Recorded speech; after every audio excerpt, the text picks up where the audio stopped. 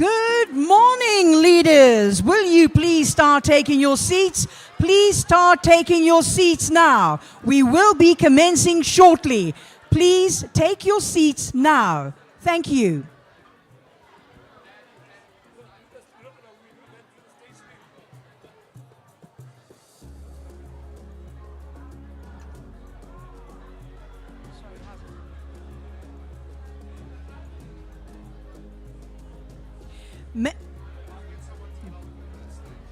May I please request that this is the last photograph on the stage?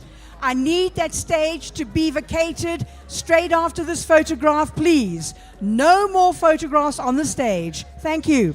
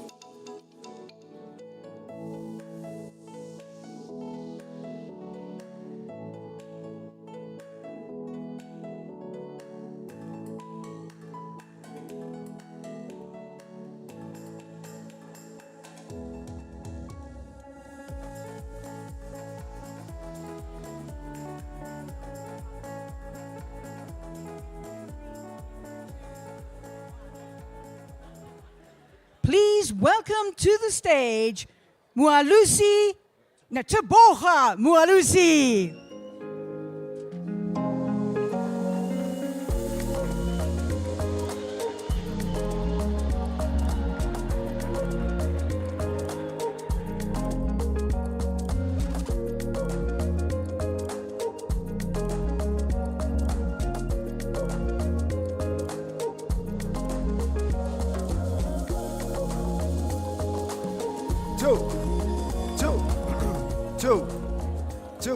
Two. Hello.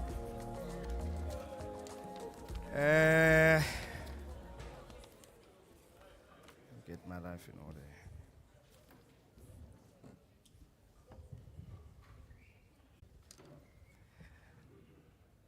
Dumelang. Legai.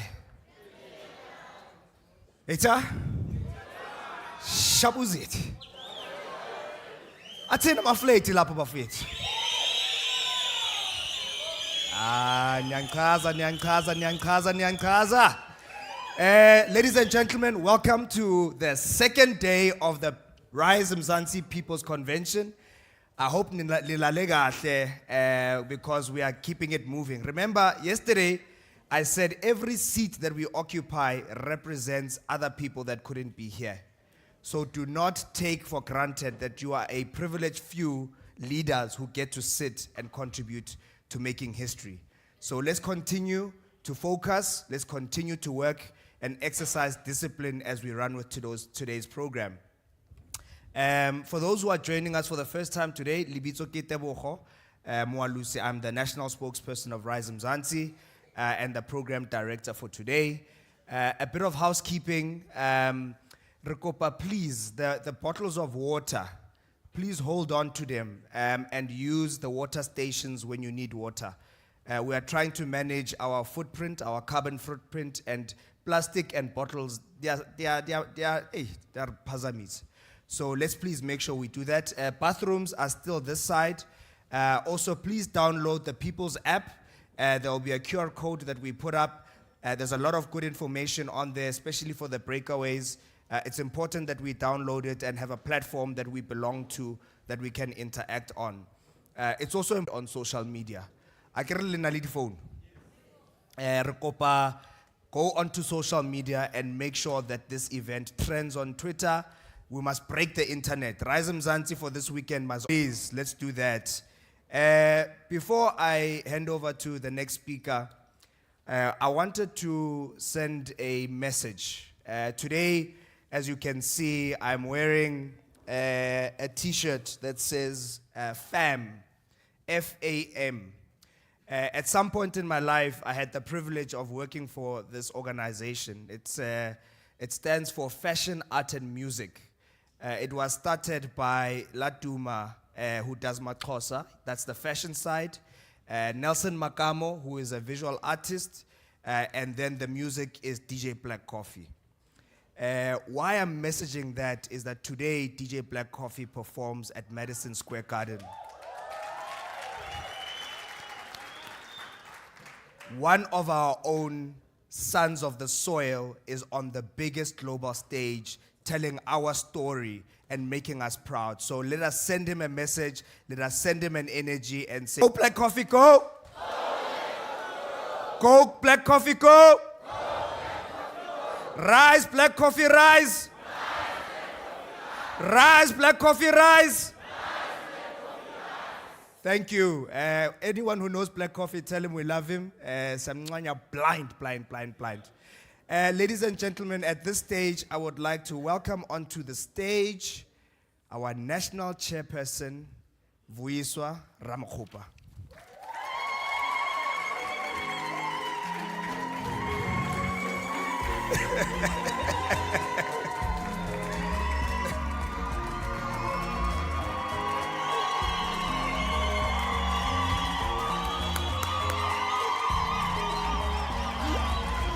I rise. I rise. I rise. We rise. We rise. Western Cape, we rise. Eastern Cape, we rise. Free State, we rise. Who else? Northwest. Northwest, we rise. Mahlanya ako Northwest. Why are you so... Eh? Eh? Gauteng, we rise. Gauteng, we rise. Alzege. Eh? Northern Cape, we rise. Limpopo, we rise. Hey, Ralelocha. Mpumalanga, we rise. Halala. We rise together. Who's left? Who's... Eh? Eastern Cape. Yo, KZN, we rise. KZN, we rise. Presence of so many young leaders, activists, young and old, who have gathered here. I'm going to tell a bit of a story, so please bear with me. I am born of this beautiful land, and I owe my being in service to its people. A child born of Lenasia, carrying forward the legacy of segregation and forced removals. I owe my being to my family for their struggles, for in their struggles, I grew to understand and learn of sacrifice and of love. I am a teacher. Apologies. I think I need to take these off. I'm a teacher, trained and schooled in the art of transformation and justice seeking. From the halls of the University of Witwatersrand, dodging rubber bullets and fighting past the tear gas, to the cricket fields of tech grounds with my beloved Crescents Cricket Club, where non-racialism existed in our hearts, but not in our realities, because those responsible of driving that change and that action just didn't care. I owe my being to Fees Must Fall for showing me that the impossible is possible, when all we asked for was a refund for the promises they made to my parents and their generation in 1994. I owe my being to the public interest lawyers who stood with us in solidarity and supported our cause. I owe my being to the actionists from the Treatment Action Campaign who fought and continued to fight for the right to my health and your health, to the many doctors and nurses and community health workers who provide care for the sick. I owe my being to the equalizers for fighting for mine and the future of my children's education. I owe my being to the hundreds of charity organizations who provide for the most vulnerable in society, at the ready every single day, ensuring dignity in whatever we do, and that at the very least, people have food to eat. I owe my being to the crisis committees set up in thousands of areas across this country, fighting back against the heavy-handedness of unaccountable politicians and their business allies. I owe my being to the artists, for when the skies are gray and the light is dim, their words, their music, their talent helps us find a way to see the glorious sun again. I owe my being to the defenders of human rights, who without fail give off their lives to protect and support our right to protest, our right to housing, transport, and dignity. Abahlali, active citizens movements, and local civic organizations of extraordinary, ordinary people who dare I say have grown tired and frankly hurtful at the empty promises of uncaring politicians and the parties they represent that fight over positions with no desire for serving the people. I owe my being to the brave and courageous whistleblowers and NGOs who take on the political elite, even at the risk of their own lives and their organizations. The accountability work they do to monitor and keep watch over the corrupt is admirable and deserves much more recognition than they currently receive. I owe my being to the Kathrada Foundation for teaching me the power of working across generations and convening despite the differences we have, for giving me the space to lead and to guide me in my leadership journey, for the many veterans of the UDF, the Indian Congresses, and the broader liberation movement, for schooling me in what it means to be a true revolutionary, guided by great feelings of love. I owe my being to the progressive unions who ensure that the rights of working families, like many of you here today, are not forsaken. For without their struggle, we would not find ourselves in the space and time we are in now. To the imams, the pastors, the sheikhs, archbishops, priests, progressive rabbis, and all religious leaders who quench the soul of this nation and provide shelter in these difficult storms. The leaders of our interfaith community who remind us of the spiritual and internal healing we all must embark on. To thank this Creator who's given us this blessed earth. I owe my being to the gallant champions of disability and minority rights who teach us daily that to build a just and fair society, we must always ensure that the most vulnerable in society are comforted and given all the support they need to build a life free from fear, from exploitation, and of oppression. I owe my being to the young African champions of the climate movement, the rebels and the conservationists, the climate justice charterists, and their various allies for channeling our love and care to tackle the greatest threat humanity faces today with deep passion. I owe my being to the women's movement for teaching me and forcing me to reckon with my responsibilities and duties as a man born into this patriarchal society. The guidance and lesson they helped me transform my life, forcing me to unlearn and continue to do the work to unburden and break generational traumas, and for working to build a politics of care and compassion.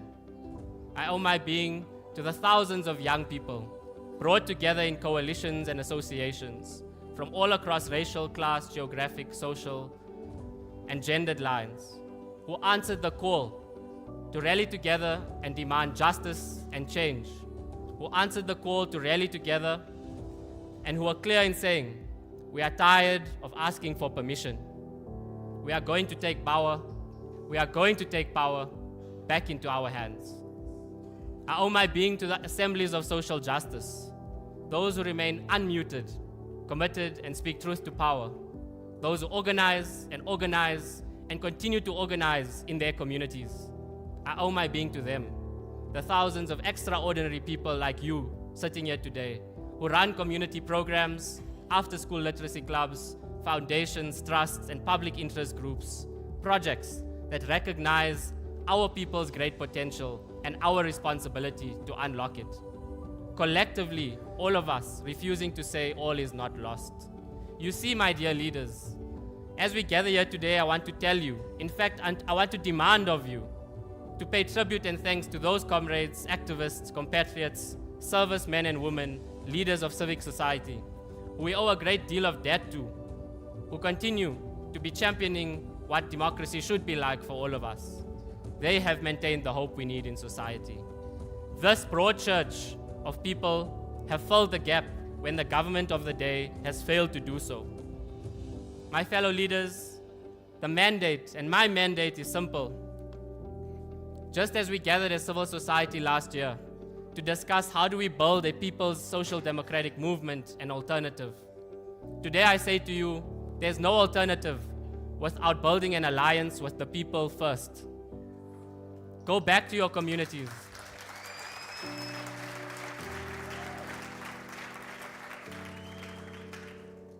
Go back to your communities and support the civic work and civic society that are working daily to strengthen and support our communities. Go back to your communities from here and serve the schools and its learners, sports teams, CPF, patrollers, and local organizations. If we want to be a government for the people, by the people, then we must always and constantly be with the people.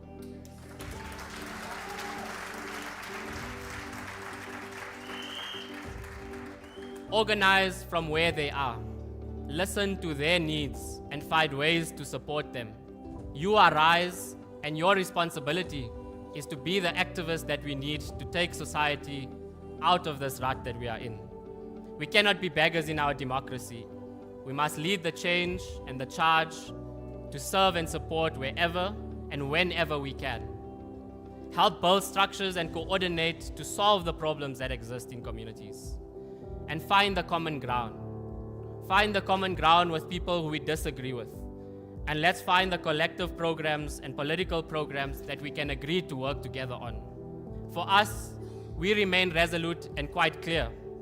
Our pact is not about flying to any moon that's out there. Nor will we compromise on political alliances before building an alliance with societies from where we come from first.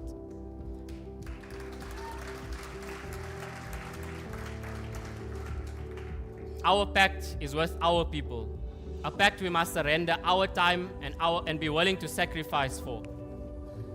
A pact that requires you to go out to the streets, to the sports fields, to the recreation centers, to the boardrooms and business floors that exist in each and every one of our communities, to listen and to problem solve. Our main alliance and pact is with the people, and all of us sitting here today owe our being to serving them. Thank you.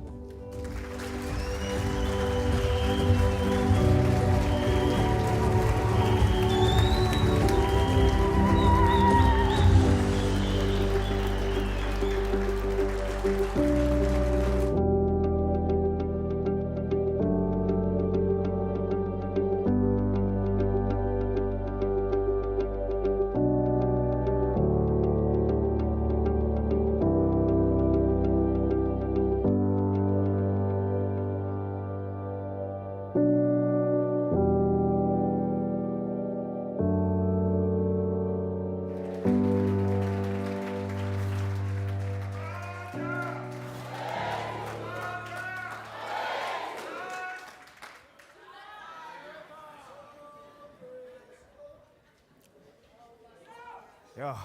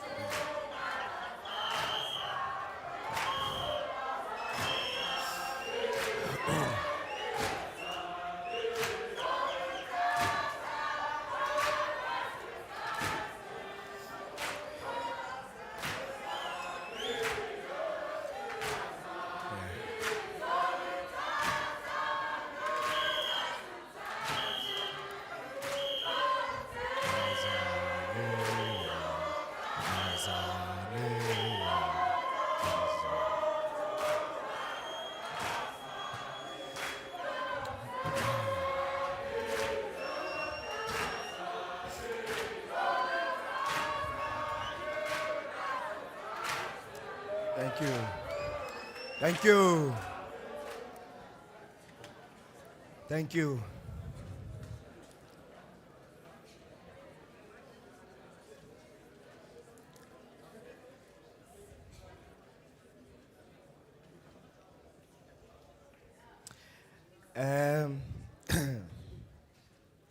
Leaders,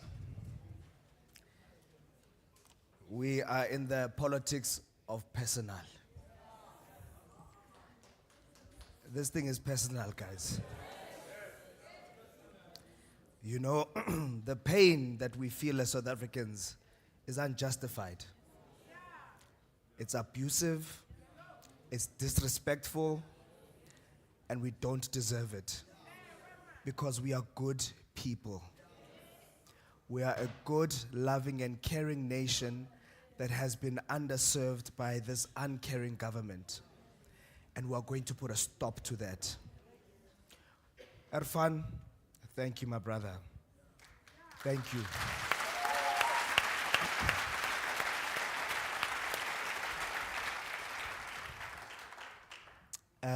At this stage, I would like to invite up to the stage Dr. Stembile Mbete. She is the Director of Programs at Future Elect, an incredible leader who has committed her life to academia. She's an incredible mind who has toiled through the different stages of building your brain and contributing. Yesterday we had powerful women on the stage, and today we continue that tradition of making sure that women take their rightful place at shaping the future of this country. No more must women be left behind. No more. No more. In Rise, women lead. Dr. Stembile, you're welcome.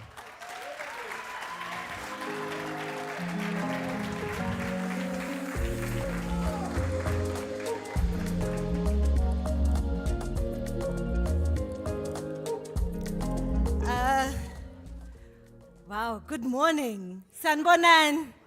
Dumelang. Molweni. It is an incredible honor to be here with you today and to have been invited to speak to you and to share some of my thoughts about the work that you're doing here this weekend and the work that you aim to do towards next year's election. I am also delighted to be speaking and following after Erfan, who is a graduate of the program that we run at Future Elect. Future Elect is a non-partisan, non-profit organization. We've been running for 5 years. And what we do is we provide leadership training for young people that want to run for office, that want to become political leaders.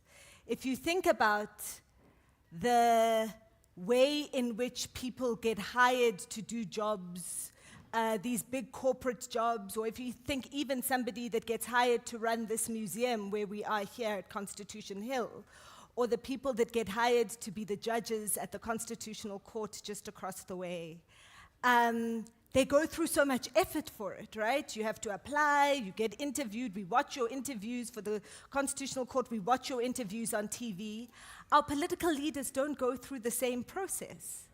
We treat it as random, as given that we'll have the right people that get to the right positions in the right political parties. And so our organization tries to provide a space of nurturing, of mentorship for young people who want to be ethical leaders for this country, but also for other countries in the region. And Erfan was one of our participants in our program last year.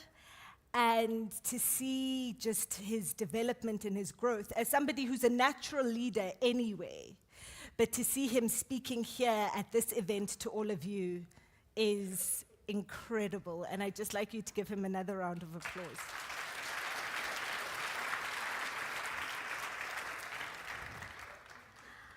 I was asked to come here to speak a bit from my expertise and my academic work. I also teach at the University of Pretoria in politics, and to just share some ideas, some words with all of you as you embark on this very important work that you're doing. And as I was thinking about what I was going to say to you today, I kept on reflecting on the lack of vision and the lack of imagination in our politics. That so much of what we talk about when we talk about politics every day in this country is about corruption and bad administration and people dying because of terrible choices that have been made by the people that are in charge. But we very rarely talk about what is the South Africa we want to live in? What do we want this country to look like? You know, tomorrow, a week from now, a month from now, 5 years from now, 10 years from now, 20 years from now. We don't have space to talk about that in our politics because we spend so much time, as Lukona would say, talking about amasela. You know, that's the sum total of our conversation, amasela. And it's not actually what do we want this country to look like. And if you think of politics, and you know, when you teach Politics 101 and you talk about, you know, Aristotle and all of these old dead white men, but you talk about imagining, you know, if you think of politics, it is about imagining the good life for each individual in a society and for that society as a whole. And yes, we are all here and you guys are gathered here, and Rise is partly formed out of wanting a political alternative in this country that is accountable, that has, you know, good governance, that wants an end to corruption, and that's something that we all want. But beyond that, when the corruption is over, what is South Africa going to look like? What do we want this place to look like? And I'm so glad that we're having this conversation here at Constitution Hill, where we're surrounded by prisons, old prisons, the old fort, the women's jail, that were sites of the most horrific violence against individuals, but against people as a whole. But we'll also have the Constitutional Court, and where the Constitutional Court building was built with this idea that never again will what is represented by these buildings ever happen again in this country. It's the site of vision, of imagination, of an imagining of a different kind of South Africa. So if we're sitting here now saying what's happening and what's come before in the last 30 years is not what we anticipated, it's not what we signed up for, what do we want to imagine in the next 30 years? And I want to give 3 or 4 kind of areas of example for how we can think about that. So if you think of education, we know that our education system is failing us. It is failing millions of children in this country. Of the 1 million children that start grade 1 in any given year, only 500,000 of them are going to write matric exams. Of the ones who write matric exams, a tiny fraction, I think it's just under 100,000 of those, are actually going to get a pass that would allow them to get to a university. Of those that have a pass that allows them to get to a university, there are fewer than 50,000 places in in the university system as a whole for first years at the beginning of any given academic year. And so from 1 million young children that start in grade 1, 12 years later, fewer than 50,000 of them are going to make it into a university in this country. That's terrifying. We're in this major crisis of education. So when we want to then imagine, what kind of schools do we want our children to attend? What do we want them to learn at school? How will they get to school? How much does school cost? How far will they commute to get to their school? Who are their teachers? How are their teachers trained? How much will those teachers earn in your ideal South Africa? An example of a country that turned around its education system by asking exactly these questions is Finland, which realized about 40 years ago that their school system needed some serious reform. And the program that got put together in the 1980s focused on going back to the basics. It wasn't about, you know, who's going to get the highest marks or, you know, having all sorts of testing to make sure that they could compete internationally. Instead, they decided that they need to make some basics a priority, that education should be an instrument to reach social equality. So education should eliminate social inequality. that all students, regardless of how much your parents earn, and the thing is, if rich kids are eating the same food as poor kids, they're going to be eating good food at school. They decided that all students will receive free school meals, regardless of how much money their parents earn. They introduced psychological counseling and healthcare services into schools. They provided individualized guidance. And today, Finland has the best education system in the world.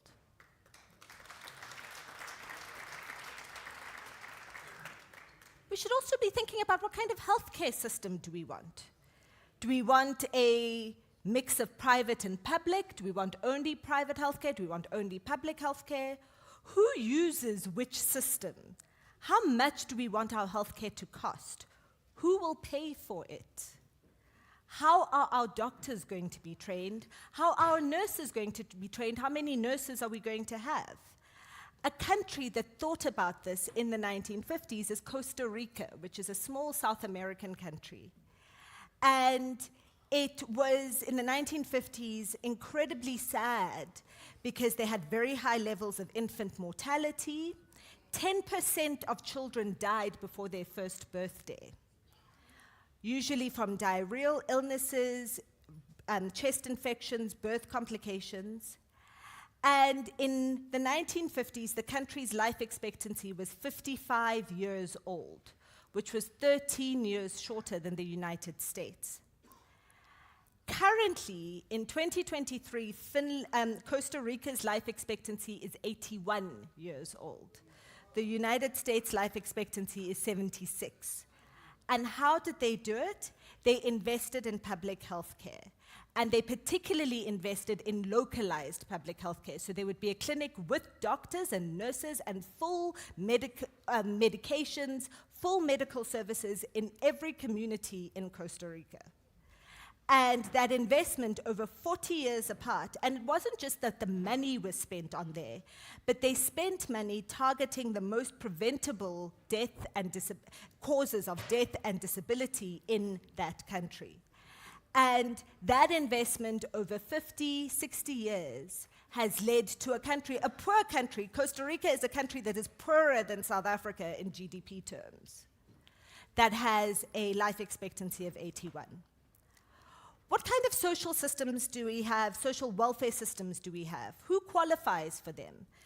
Finland, another example from there, but other countries have adopted the same system for 85 years. An expectant mother, a pregnant mother in Finland has been given a baby box by the state, and it's a starter kit. It includes clothes, sheets, toys, nappies, baby food, a mattress, so if you can't afford to buy a cot, your baby can sleep in that box. And they've provided it to every mother in Finland, regardless of income. And what it does is that it's provided an equal starting place for all children in that country. If you think of electoral reform, what kind of electoral system do we want to govern us as a country? I was involved in the discussions on that, so, let me be fully open, full disclosure, conflicts, that stuff. And what frustrated me about the discussions that we had about our electoral reform is that it was all about the judgment that came from the Constitutional Court, but not about how do we want to be represented as South Africans. What kind of relationship do we want to have with the people that we elect to represent us? What should be the relationship between the governed and the governors? Mauritius, which is one of our neighbors and is a hugely diverse country, has a system that looks very complicated, but they have a number of constituencies. There's 21 constituencies, and they have in each constituency they have 3 or 4 representatives of that constituency to make sure that everybody in a community is represented, regardless of their ethnic group or their religion or their language base. And then they have a system to balance it all out after an election. The point I'm making here is that this is a country that, because of its own needs, has thought up its own. No other country has the same electoral system as Mauritius.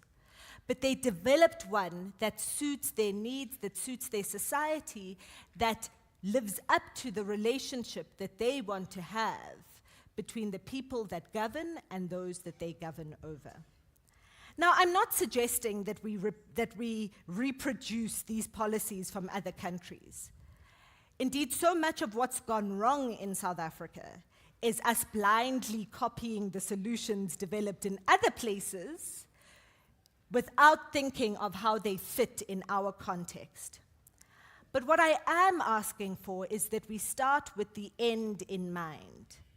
Let's start with our values as South Africans, and let's start with thinking of what kind of South Africa do we want to build.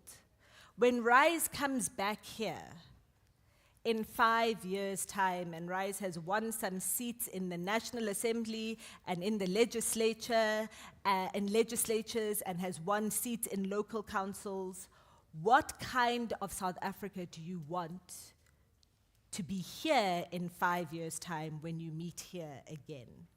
What's a good life for all South Africans, regardless of race or class or the region that you live in? What is the bare minimum life all South Africans should have? And what are we willing to do to get it? I hope these questions continue to guide your work and guide your discussions as we move towards 2024. I thank you.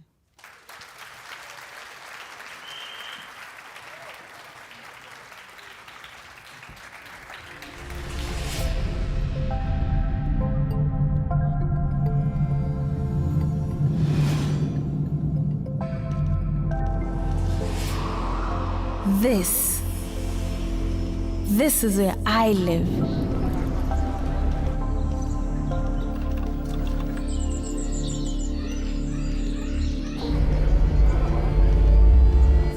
I love it here.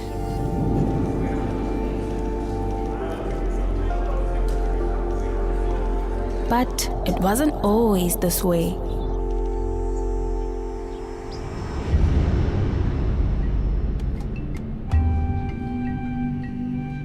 Gogo told me about 1994. She said it was a time of hope. Let freedom reign. Isikhathi September, when this country was finally set free. An air of excitement and expectancy. I did vote, which was wonderful. We feel the same mood, and we're all happy. South Africa is an example to all the countries. But it didn't last. Now, corruption costs South Africa at least 27 billion rand in lost GDP every year. A collapse of the It felt like everything was broken. revolution. We would not. The people were sad Is free education. and angry. It's the face of extreme gender-based violence. Those were dark days. Unemployment rate is at 32.7%. Educators are worried that the quality of learning is declining. So the most corrupt public service across the Free education has to be on the table. South Africa, which has one of the highest levels of violence. floods in the South Africa. Is this our future? Future.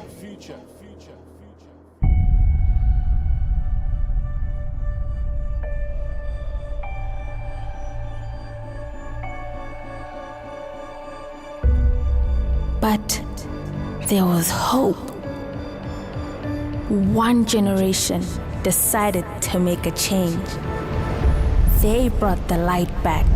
Isikhathi soshintsho.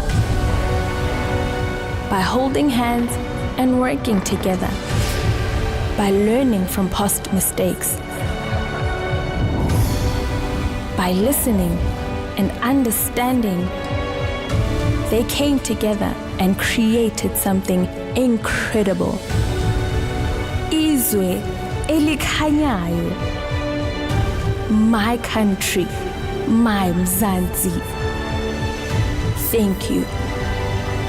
Thank you for being that generation. Thank you for making this incredible country a reality.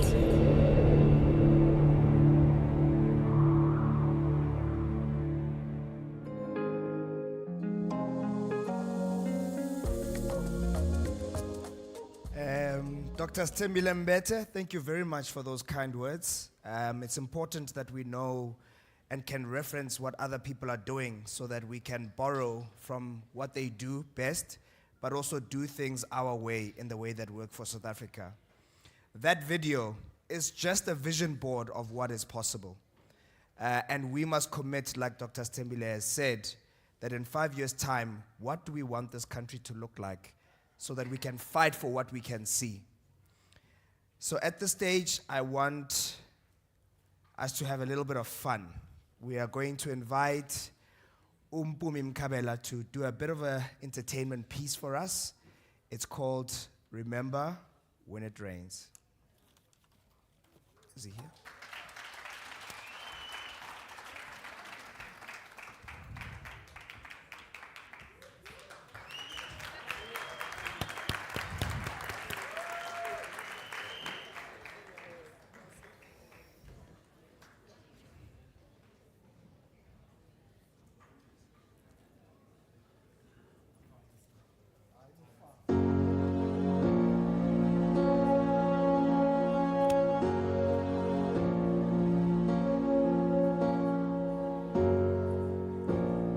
Wash away the thoughts inside.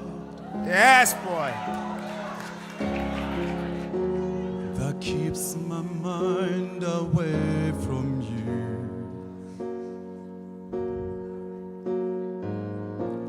No more loving, no more crying. The thoughts are all I have to do. Ooh, remember when it rained, felt the ground and looked up high and called your name. Ooh, remember when it rained. In the darkness I remain.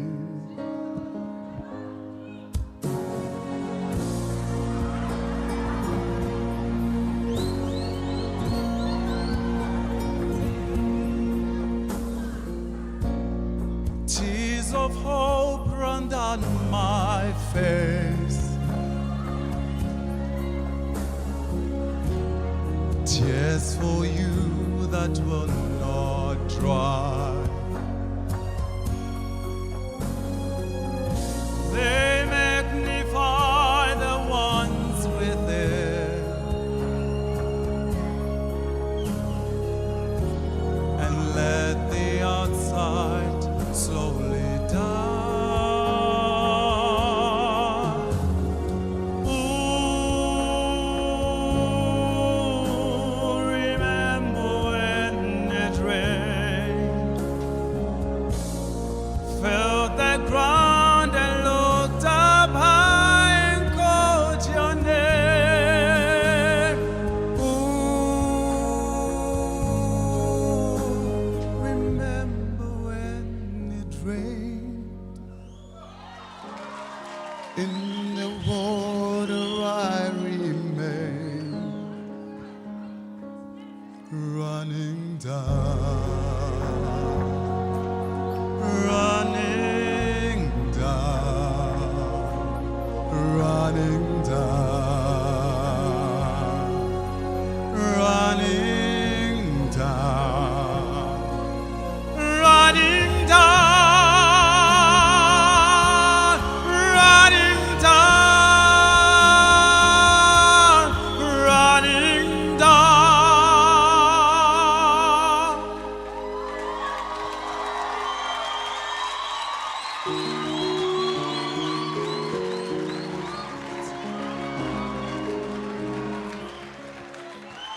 Thank you.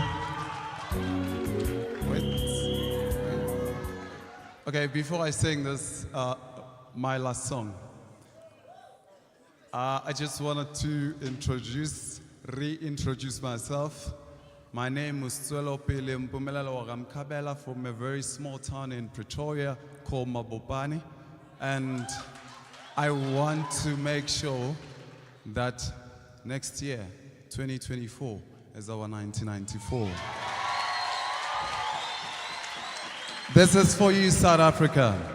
We can all rise.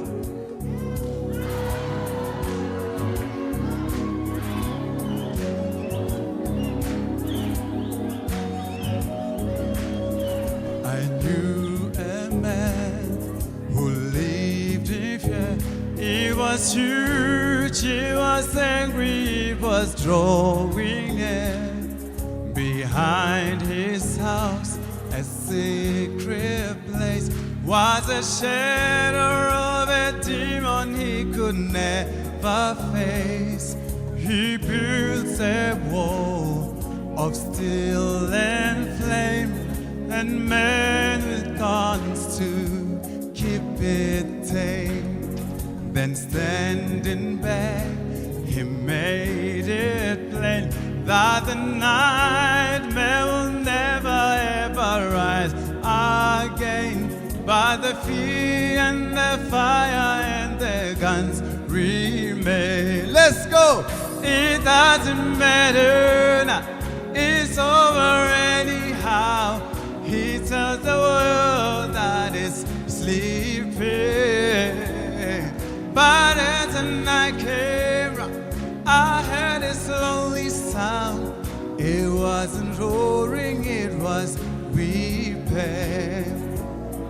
It wasn't roaring, it was weeping. And then one day, their neighbors came. They were curious to know about the smoke and flame. They stood around outside the wall, but of course there was nothing to be heard at all. My friend, he says, we've reached our goal. The threat is under firm control. As long as peace and order reigns, I'll be damned if I could see the reason to explain why the fear and the fire and the guns remain. It doesn't matter now. He tells the world that it's sleeping. But as the night came round, it wasn't roaring, it was weeping. Oh, it wasn't roaring, it was weeping. Nkosi sigelela tina lusapho lwayo. Nkosi sigele tina Iraz Mzansi. Thank you! I love you, Iraz Mzansi!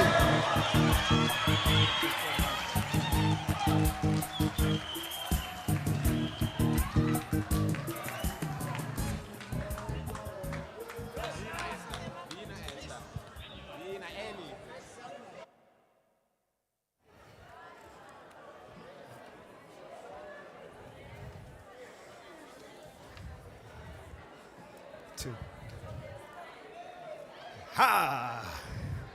Kwaze kwamnandi Rise Mzansi. Kwaze kwamnandi Rise Mzansi. Kwaze kwamnandi Rise Mzansi. Kwaze kwamnandi Rise Mzansi. Kwaze kwamnandi Rise Mzansi. Kwaze kwamnandi Rise Mzansi. Kwaze kwamnandi Rise Mzansi. Kwaze kwamnandi rise Mzansi. Kwaze kwamnandi rise Mzansi. Kwaze kwamnandi rise Mzansi. Hey. We're going to have some fun with it, Joe. We're going to have some fun with it. Gulama kumbi amane. Iya baba tuma. Gulalili zelonke. Iya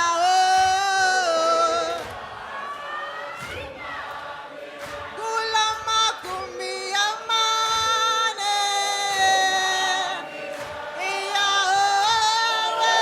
baba tumami. Gulalili zelonke. Iya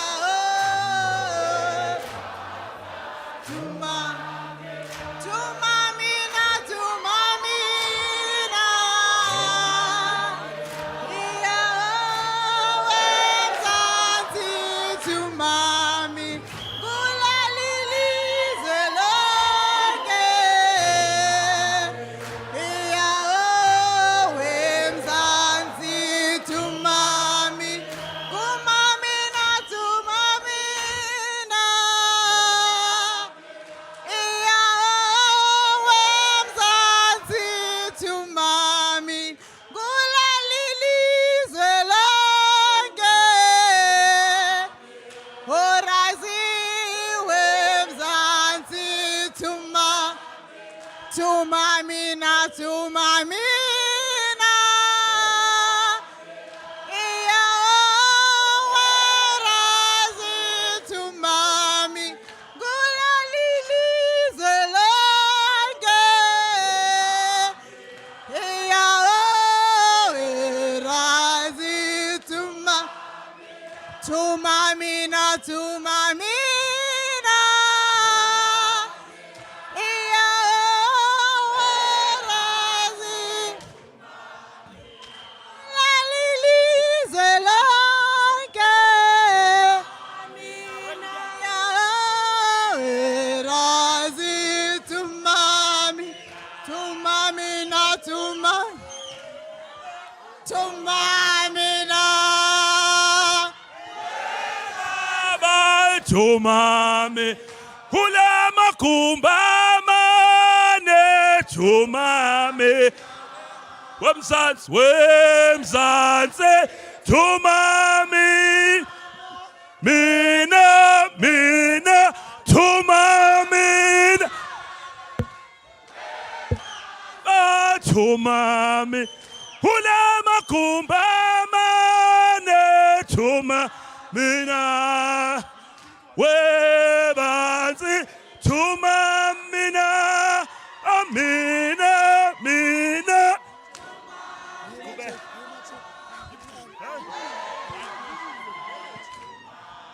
Bapa Kare toga man orobalete yo toga Kare toga man. Yo, toga. Mozanzi ubatla maraiza man. Orobalete. Yo, toga. Mozanzi ubatla maraiza man.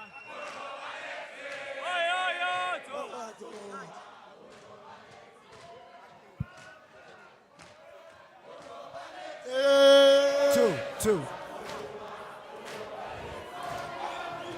Mandla.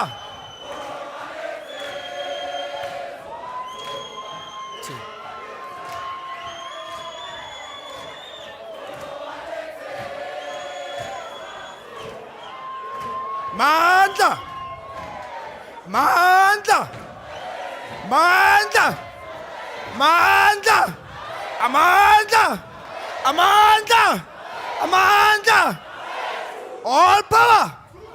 All power! Leaders, We are going to have time to sing and dance at the festival. Ke batla ho save di voice tsa lona.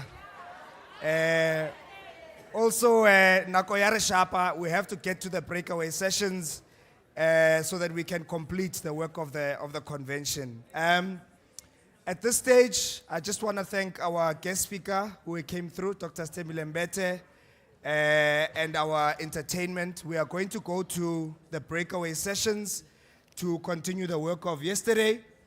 As you remember, we have got 3 breakaways in this room. We are going to be hosting, it is going to be governance. So those who have governance in the first, you're going to stay here. And then at the women's jail, we are going to be having climate change, and we will also have family. So please just check your cards and what you committed to. Let's make sure that we contribute in the sessions. This is very important work. We will then convene later on to bring and get report backs. Leaders, again, can we have order, leaders, please? Please, let's make sure we leave this venue in the condition that we would leave our own homes. We must respect each other and respect ourselves. Let's move quickly to the spaces we need to get to. You can have a quick bathroom break, but let's get on with the work of the convention. There's a huge responsibility for us to deal with some of the complex issues of this afternoon. So thank you very much. We will see you very soon. We love you all. Look after yourselves and each other. Thank you.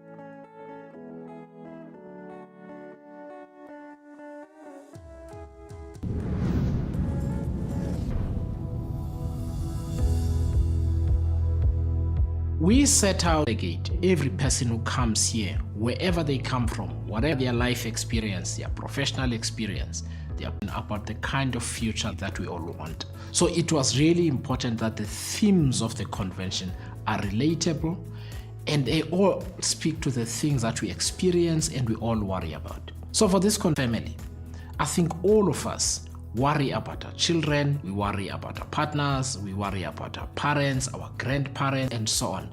And we worry because we want to know that they're healthy, they've got freaking families. over the next 5, 10, 15 to 20 years. The second is the community. Every South African, every business is in a community. We want communities that are safe, communities that have got proper community infrastructure, that have sporting facilities, that know each other's children and support one another, have parks and green spaces. So community is really important. We all remember reconciliation, but nations are deliberately built from reconciliation to nation building to have a South Africa. And the fact that Rise Mzansi aspires to be the social democratic party. So our discussion should be framed in that context. So when we look at this big political ideas, keeping in mind the values of Rise Mzansi as a political organization and our constitutional values as a society, as a country, what is it that we have experienced and we consider to be governance failures? When we say governance failures, we mean that where have our governance systems and mechanisms failed us as a society? And I think, as I said earlier, there's about 150 of us in this venue. So we're going to have many examples and instances where our governance systems have failed us. When we look at those failures, it will be a precursor to what exactly can we do as Rise Mzansi to rectify those governance failures. Is that clear, everyone? Yeah. Thank you very much. Now, what I'm going to do is I'm going to start taking hands. Think carefully about the kind of South Africa we want, and now the South Africa we currently experiencing. The kind of society, the kind of ways that our current government has failed us as citizens of the country, right? In line with those big political ideas and questions. Yeah. Mpo? I think Mpo was here. Do you have a mic? Yeah, the mic's available. Oh, okay. Thank you very much. What I'm going to do, I'm going to take 10 questions per time, right? So that we also have time to actually note the concerns. I'm going to start, no particular order, but because they're on my right, then we're going to come to the middle part, then the third part. So I'm going to note hands. 1 there, 2, 3. Yeah, there's 3. So 4, 5, 6, 7, 8, 9, 10. In that particular order, actually. Thank you. Good morning, everybody. Good morning. My name is Kagiso. I am from Nelspruit. So with the question at hand, you asked us in which ways has government failed us, right? So I think in terms of managing all the state-owned enterprises and all of that, the government has failed us in that dearly. There's a lot of gross mismanagement happening in those organizations that we trust to be able to resolve basic issues that are very imperative to living life. For example, going to Home Affairs is a mission and a half for every South African out there. We're always considering how the line has to be long, so much so that a business opportunity where you rent out chairs for people to sit in has now come up. I've seen a lot of people do that all around South Africa now. So it's widespread, right? And it's something that I think has also become comical, right? A lot of us laugh at how there's a whole lot of mismanagement. They think corruption is funny. But in truth, it's actually very destructive. And the fact that we don't take it seriously is also one of those things that hold us back. It's kind of an Achilles heel because governance is about people, right? And if the people don't take the government seriously, then I don't see success. Thank you. Thank you. Just before you leave the mic, just elaborate on the first one in terms of the mismanagement in SOEs, because if I got you correctly, sorry, there's 2 points you raised. Yes. The gross mismanagement in our state-owned enterprises, right? Particularly what? The governance systems or the monies? Okay. And the second one in terms of Home Affairs. Remember you mentioned mismanagement there, right? And sometimes we have to, mismanagement does not necessarily mean corruption. Yes. So we just have to be clear, because we can be failed by mismanaging processes instead of anything else. All right. So just clarify there. Okay, so I'll say this, for example, I'll highlight something that happened recently in the Department of Transport, right? It happened that as motorists in South Africa, we needed to renew our licenses, right? But the machine that was used to, create and renew and stuff like that is created in a foreign country and is outdated technology. So we had to wait for I don't know how many months, and we had a backlog of driver's license renewals as a result of this machine being away and non-operative, and at the same time being obsolete. So it takes time. We don't have the resources in order to maintain and fix it, so that kind of mismanagement that I'm saying, it's not necessarily monetary, like you stole funds, right? But the fact that we didn't fix and update the assets that we're using is... I think I got the gist of it. Thank you. Thank you. The second hand, you just raised your hand now. It was never up, right? Oh. I waited more than 3 months for my driver's license card as well. So. Okay. Okay, my name is Kabangai Zulu. Okay. This thing, number one, what we need to note down is that the issue is that personally, I feel that we've been like everything. Like we've been let down in everything. Africa, number one, the content of Africa has never been in the top frames of being developed well, number one. From a long structure, like for example, as we have like different structures like prehistoric and whatsoever, right? That being so, Africa's always been the last. And we've been having issues from a long time, since our grannies and old people's been living. And we've been let down in different aspects. So that's why I feel that we've been led, like in everything. So, that being so, what I'm trying to say is, in education, we've been let down. In transportation, we've been let down. That's why I'm saying in everything. That being so, it's not about, I feel that it's not about not having the equipment and structures and everything. We do have those. Africa has a lot of equipment and everything. So what do you believe causes us to be let down? Pardon me? What do you think leads to us being let down? The problem is that we are not properly taught the skills to develop those things. You see, if we were properly taught from each grade, that if you want to, like for example, if they maybe implement you start teaching engineering from a young grade, for example, you see. Thank you. When having those up until older and different grades, by the time you reach grade 8, already you know more, and even a basic of whatever you want to learn. So that being so, you would have a lot. Thanks. I think I got the gist of your question in terms of our skills development policy, our education policies, how we conceive the policies to take us forward in terms of development. Okay. Thank you.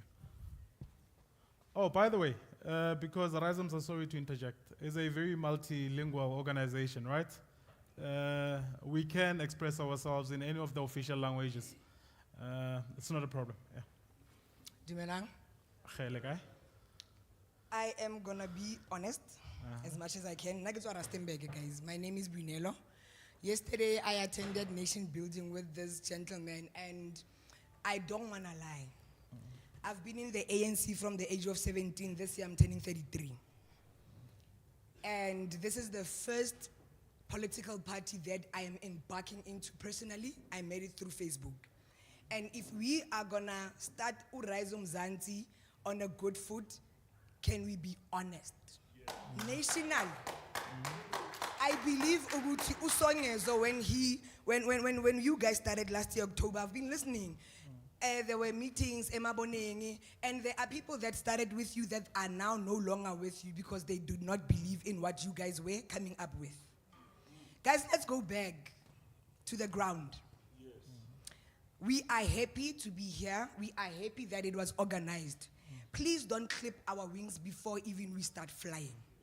We know our grounds better than the national level. We will respect the national and we will hold it with high regard. Don't give us leaders that destroyed our morale at the back and put them in front. I will stay in Rise. I will stay in Rise because I believe in what it believes in. But I will not canvas for Rise with the face of a leader that has killed the morale at ground level. Thank you. So before, I'm about to finish. With that said, there's a solution to that. We are saying, it's okay we're here, but we are not going to let our leader be disappointed and praise him at national level, but ground level, we are not going to make it to 2024, 2026 because of the faces whereby they are here amongst us, and we know that at ground level, the community, when they stand like this, but uqalile, we want. What we are saying, we need the mentors. Can we level the playing field? 30%, we need the mentors. Good ones, there are still good apples. There are still good potatoes that can be groomed. Well, so, involve the young adults. I'm 33, I don't have a car, I don't have a home, and I'm a qualified miner. But because I won't sleep with the council, what we are saying, Amapiano, these kids, if they can trade at the age of 13, imagine they can give Bano and go fetch our mining rights because we are not talking about that. Botswana is waking up. They are saying, it's okay.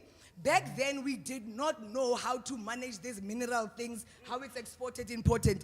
Here, Batung Rustenburg is very rich, but we look like a backyard. Where I stay personally, I was telling Mama that I grew up in Comfort, but I found myself staying in an RDP, where I had to remind Umpokuno, we need electricity. To a point whereby, now, as I look at myself today, I was like, I want to be like those leaders, but I'm radical, but I need to unlearn certain traits. I need workshops. I'm not ready to lead. I'm good on the ground, but I want to see myself there. We've got time. And as much as you went around the country, we want to go back with you. I want to go to Eastern Cape. I want to go to KZN. I want to be a riser that rises all 9 provinces, because some of us say the ANC has made us hate the tender system because I'm not a tender person. I love my 9-to-5 job so that I can engage with the community. It's creating, we hate each other. My high school friends and I are not friends because of the values have changed.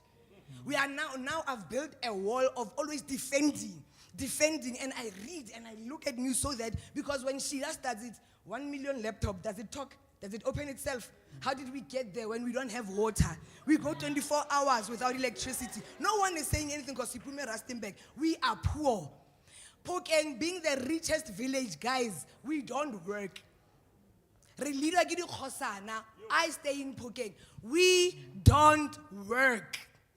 It's just rich because it's written there, but we are the poorest. A teenager, a 9-year-old, it's normal to be pregnant in Rustenburg. ARVs are like sweets. We put it on malls that this 18-year-old is canvassing for HIV because it's so normal. No. Let us rise honestly. Before this conference, we say to our leader, as the youth, please clean your house, because I am not going to stand there and say, Bambuzu Mamaro, Nangumuntu, we know that in the North, he's the most corrupt. Every party that rises, Ula, I don't want to be associated with that. I've got a daughter. I want a free South Africa. Okay. Thank you. Let me hold on. Thank you for that one. And I think the crux of it is that the manner in which the party selects its leaders, that's number one, right? It should be clear and transparent. In terms of governance, by the way, I'm from Rustenburg. Home is Rustenburg, so I know exactly what you're talking about.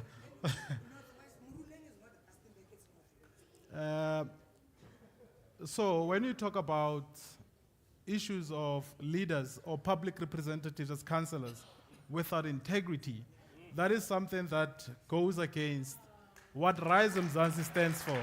Remember, because I think at the opening I did indicate that amongst the values of Rise Mzansi as a political organization is integrity. So what you spoke about is actually public representatives, which councillors are, that lack integrity and they're not people-centered. they do not necessarily serve the interest of the community they claim to represent, but their own narrow personal interest. So that's the crux of the point you made, right? Thank you for that. Thank you, Chair. The timing I don't think is right for me to speak because after speaking after a good speaker, you become uyasaba okanye ngokwazulu okanye uyayika. No, I'm Ben Matoko from KZN. I'm happy to be here. I think we are in the right place. This is the right time to build South Africa. One thing I want to say is that in this country, we don't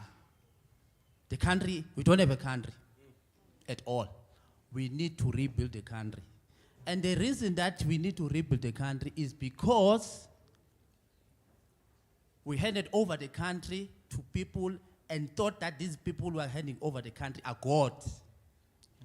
You know, when people voted in 1994, they saw people that came from exile and thought that, hey, these people will solve our problems, everything will come to place, and they didn't think of negative things that will happen afterward. Now I'm coming with a solution. We need to go back and say what we have done wrong and correct that. As a political party now, our task is one, is to produce ethical leaders and leaders that are accountable. Because that's where we are lacking. To do that, I was reading the document yesterday before I sleep, which talk about governance. The way we elect leaders must change. As Rise Mzansi, when you go out and tell people, I'm happy that we are doing this convention now, because as a campaigner, people ask a simple question to you, what is your manifesto? And then it's difficult to tell them because we're telling them that we are still drafting a manifesto, we're asking people what they want.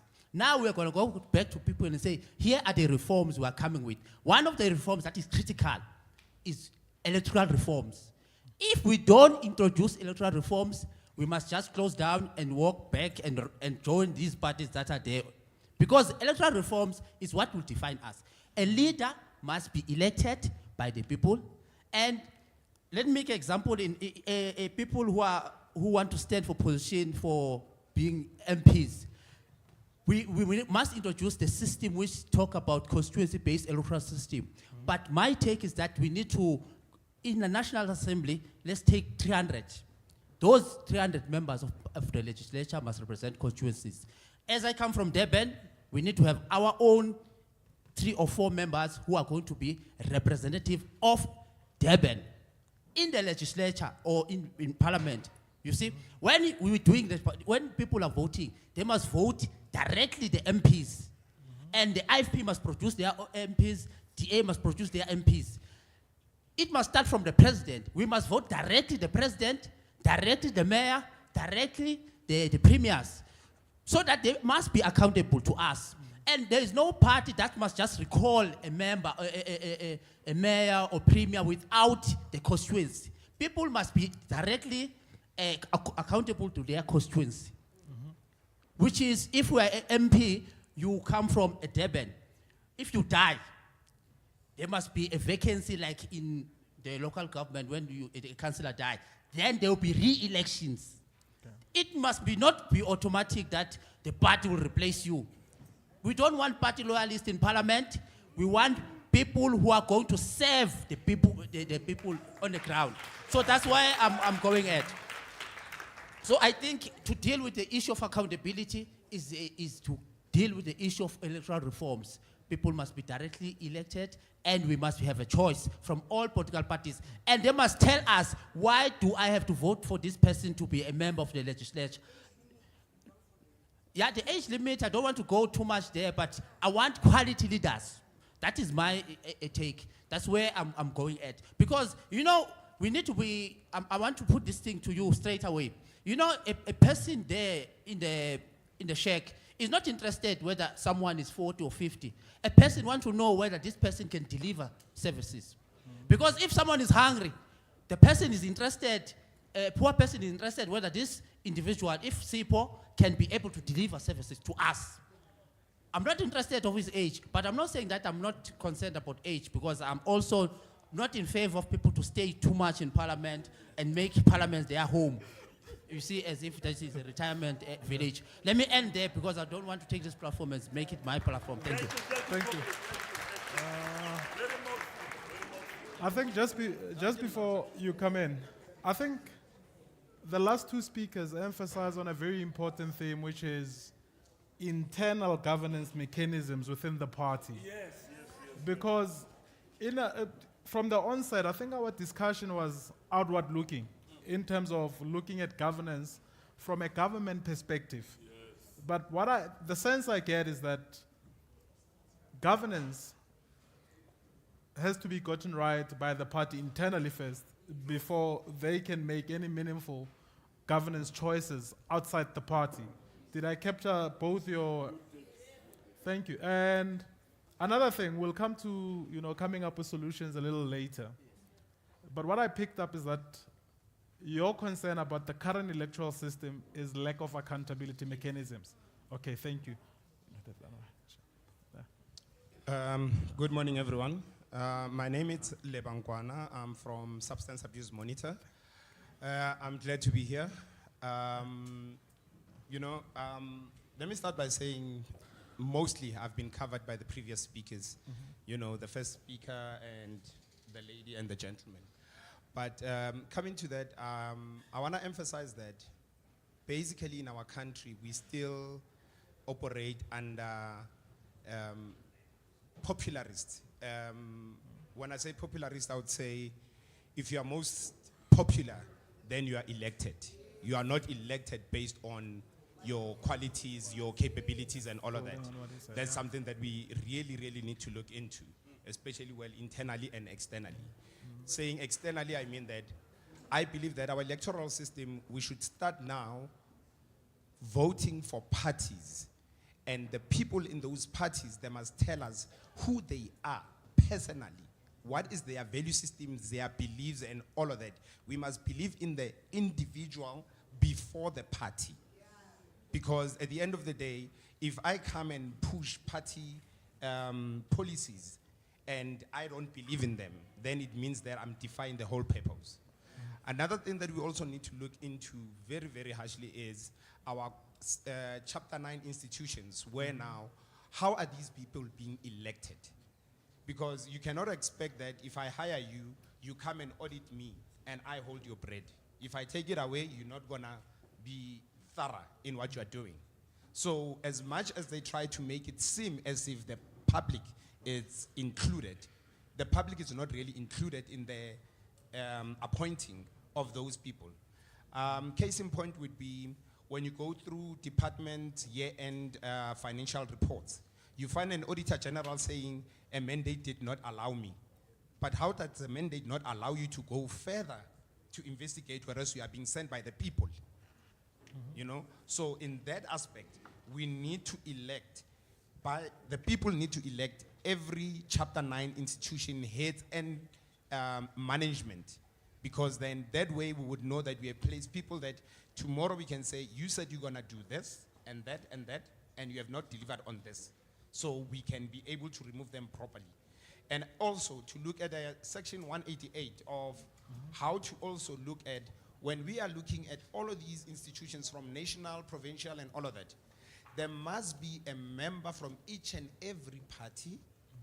And also, we must have a system where a province, all right, caters that they appoint, the province appoint people, or every sector appoints an individual outside the parties or an independent person to be also involved to see if the processes are done correctly. Because in most cases, it's only these politicians who are there and they come with reports that are also not freely accessible to the community. They only tell you what they want you to know, and the rest is for them. So that must end. Thank you very much. I think one of the key themes from his input is that the manner in which Chapter 9 institution heads are ultimately appointed needs to be relooked at, right? Yes. Where the power lies with members of parliament and ultimately the president with the prerogative to appoint the head, right? So you're saying it must be an open process. Okay. Because by the people, not the head. Because if the president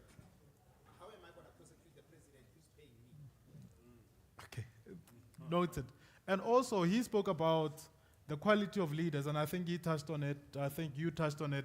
Quality of leaders. When we get to the later part, in the manual, even though questions are coming up, let's try to conceptualize what is this quality leader that we speak of? How can we enhance the quality of leadership or public representatives? Just think of that as well while we take the next hand. Sanbonani Dumelang, Lega. Awasheni, and all the rest. How's it is probably my most favorite one. My name is Michael. I'm from here in Gauteng. I just wanted to quickly latch on to what the previous speaker said and then just give a few brief inputs on point 4. I am not going to speak as well as the lady that we now know is 33 years old, sitting in the front. But the gentleman before me mentioned a little bit about very extensive powers of the president. You know, he's able to appoint the chief justice of the country. He's able to do enormous things. He has incredible powers. In, for example, Canada, they have something called a presidential pardons board. So you'll find even in America they don't have that. Where let's say a president. Well, even here in South Africa, if I say the name, I look around, I go Tony Yengeni. You all know exactly what I'm talking about. He was supposed to be in jail for a much lengthier period of time. But because the president is able to pardon someone on a whim for his own ideas, there's no checks and balances on that. So I think that's another example. To have something like a presidential pardons board, which is, although it's called the Presidential Pardons Board, it's not the president. It's totally an independent process. But regarding point 4, and I'll try not to speak as long as the very, very eloquent lady there. Yeah. I think that maybe high qualifications can mean different things to different people as well, just to maybe throw a spanner in the works. I do very much I love it that our leader, Zongezo Zibi, once qualified people because I have a master's, right? So I feel like very nice. That's great for me, very, very nice. I'm excited. But we can't exclude people at the same time. Let's say there's a person that doesn't have a matric or a person that only has a matric, but they are the absolute best leader in their community throughout. They stand with those people, they are for those people, they are with them every day. And so I think we need to be very careful what we mean by high qualification standards. It can't just be a guy that has a master's, because then we'd be failing the people of South Africa at the same time. I watched a video, I think it was in Ghana. The Minister of Agriculture, he broke down into tears at the successes he had experienced. He was so emotional, telling the whole parliament and the nation and the president about what they had achieved. And I think that links up with point 4. Here you have, I don't know, Minister of Transport, Minister of anything really under the sun, because they are there as a political favor to someone else. Let's say you can make me Minister of Police, but I've never been a policeman. You can make me Minister of Education, but I've never been a teacher. So at the same time, I think when we look at qualification standards for ministers, we need to find a way, having someone that at least cares. You know, I mean, it's hard not to actually swear. I think as a South African, when we look at the extent to which these ministers don't care, they're there to collect a paycheck. I mean, we have the highest youth unemployment in the world, in our country. For example, our roads are decaying. Every single metric that we can judge our country on has gone down under the current president of this country. And supposedly, hopefully, if we had ministers that cared at all, I was going to say give a and then a 4-letter word, but let's just say ministers that cared a little bit about their portfolio, maybe something could be very different. And then my very last point was also in America. There is a senator called Rand Paul. And how I got to learn about this guy, he has the record. You might think I'm speaking for very long now and I'm about to end. He has the record of speaking in the US Senate for 13 hours. So he didn't go to the bathroom, he didn't drink water, he didn't go and pee. I don't know how I wouldn't pee for 13 hours myself, but in any case, 13 hours. But this guy, he proposed a bill that says all US senators have to actually read the bills. They have to actually read the documents.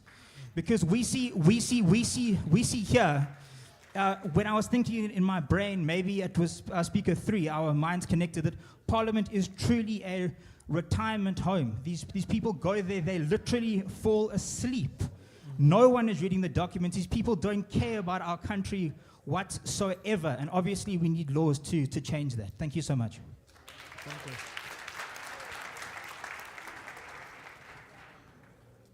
So, your last point, I think legislators do not necessarily know the law themselves as well. So they pass laws that they do not comprehend. Okay. I'll take a second. Did you have your hand up in the first round? I'll take the second round. Yeah. I'm Ochen here. Thank you. I was actually after the speaker here. Oh, pardon me for that. Way. Yeah, it will come to you, sir. Thank you. Yeah. Thank you. Sanbonani Onke. Okay. Government rises or falls at the base of local government, right? There has been an erosion of trust. There has been an erosion of integrity. How are we going to restore that, firstly?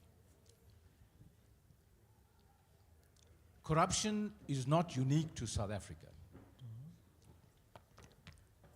There have been, if you take the youngest leader in Europe, the Austrian Chancellor, Helmut Kurz, 33 years old, was indicted for corruption.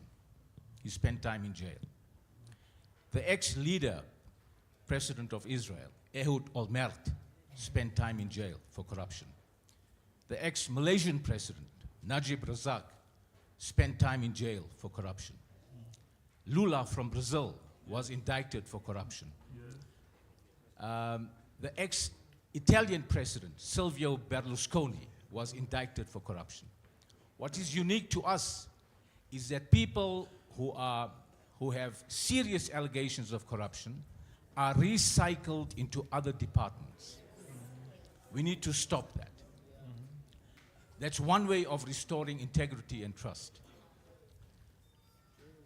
We have, as mentioned by a previous speaker, ordinary folk, ordinary people in South Africa have to constantly look over their shoulder. There's a culture of fear permeating throughout the country. Now, if you compare our murder rates, a very interesting fact came to light a few months ago. The city of Salvador in South America celebrated 12 months without a single murder. And they had one of the highest murder rates in the world. How did they achieve that? So you need decisive leadership to achieve those kind of objectives. You don't go soft on law. You have to apply the law. So the difference here is we have fantastic policy documents, but the policy documents do not translate into tangible benefits for the ordinary man and woman on the ground. How are we going to implement those grand policies? Because South Africa is awash with policies. We have too many policies. Policy documents, task teams. Onke ama task teams. There's no problems. We have ama challenge. Onke ama challenge. And the challenge gets a task team appointed to look at the problem, which produces a document which results in absolutely nothing. So how are we going to change that? The moral fiber of our leadership is rotten to the core, right? We, as a society, we have to go back to our founding values, ezindaleni kuya buyelo. We have to restore that. How are we going to restore that? The only way of doing that is by electing ethical leadership, principled leadership, and people with passion and commitment as servant leaders. People who serve the community as servant leaders, not people who want I'm a double caller, I'm a BEE, and the German car, and the pointed shoes, and the Rolex watch to show that I have arrived in society. We don't want those leaders. They must go back, they must go to Robben Island. We must create a new Robben Island for them. We don't want those leaders. Thank you very much. Can you please take a microphone to that gentleman? I think one of the key things you highlighted is lack of consequence management, lack of rule of law, lack of enforcement of existing legislation around corruption, I think there's a suite of legislative frameworks that we have as a country. The issue is, as you correctly point out, that they are hardly enforced and implemented. So that is something that is one of the key problems and concerns currently that we have, right? How do we improve that? Those are some of the things that you should keep in mind when we come to coming up with pragmatic ways of improving that current concerns as we get into the later part of our session. Yeah. Hi, this is Jim Powell. I'm in Johannesburg. And I think that we all should take the attitude that we own South Africa, all of us. We own our province, and we own our local government. Unless we get that into our minds first of all, we're always getting looked down on by the politicians. When we vote, we decide who gets employed. When we pay our taxes, even if it's VAT, we pay the salaries. The politicians are the employees of the voters. And we've got to switch it around because right now they're in charge of us. We have a situation where we live in a 5-year dictatorship. And I'll explain that. They'll come to you and talk to you very nicely for a few months, and as soon as they got the vote, they tell you to go away. Why? Because we do not have control over the politicians. And the concept is very simple. And it's been tried a number of places throughout the world successfully. The community raises a petition, and this is for all the complaints I've been listening to today. If you get enough people on the petition, you have a referendum. That referendum then becomes law, as if it has gone through the legislature and the politicians cannot touch it. That gives us control over the politicians. And we must just make sure that the politicians, because that's what there will be from RISE, are willing to accept control of all the voters and to push for direct democracy. Because let them get on with their job. If you don't like it, you raise a petition, you raise a referendum, and you can change it or create something new. Thank you. Thank you very much, sir. The hand was there. In essence, a non-responsive government is a challenge, right? Just to probe further, is it entirely politicians or the administration we have in place as well? How can we create a responsive government looking just beyond politicians but the bureaucratic machinery in place as well? Does that make sense? The capabilities of the state as well, and I think that's something that we need to bring up as well in our conversations. Yeah, sir. Was your hand up in the first round? I'll open another round of hands. Yeah. Good afternoon, everyone. My name is Molate Loracheku. I am from Limpopo, but currently based in the Eastern Cape. So I want to touch on what Mr. Number 7 was saying. Okay, First of all, I think as South Africans, we have failed ourselves. That's why we're sitting here all together. We find ourselves in a situation where there is actually no way out. There is actually no other alternative that we saw. And that's why we decided to say, okay, we're gonna come to Rise and, work a way forward. I think the most important thing for us was is to get ourselves into spaces where we are able to influence change in whatever we're doing. Then I'm gonna go on to the second one, which is what Mr. Jim was saying about a 5-year dictatorship.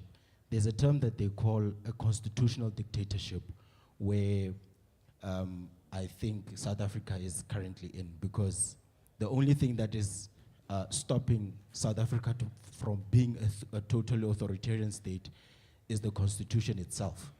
Because decisions are taken without the consent of the people.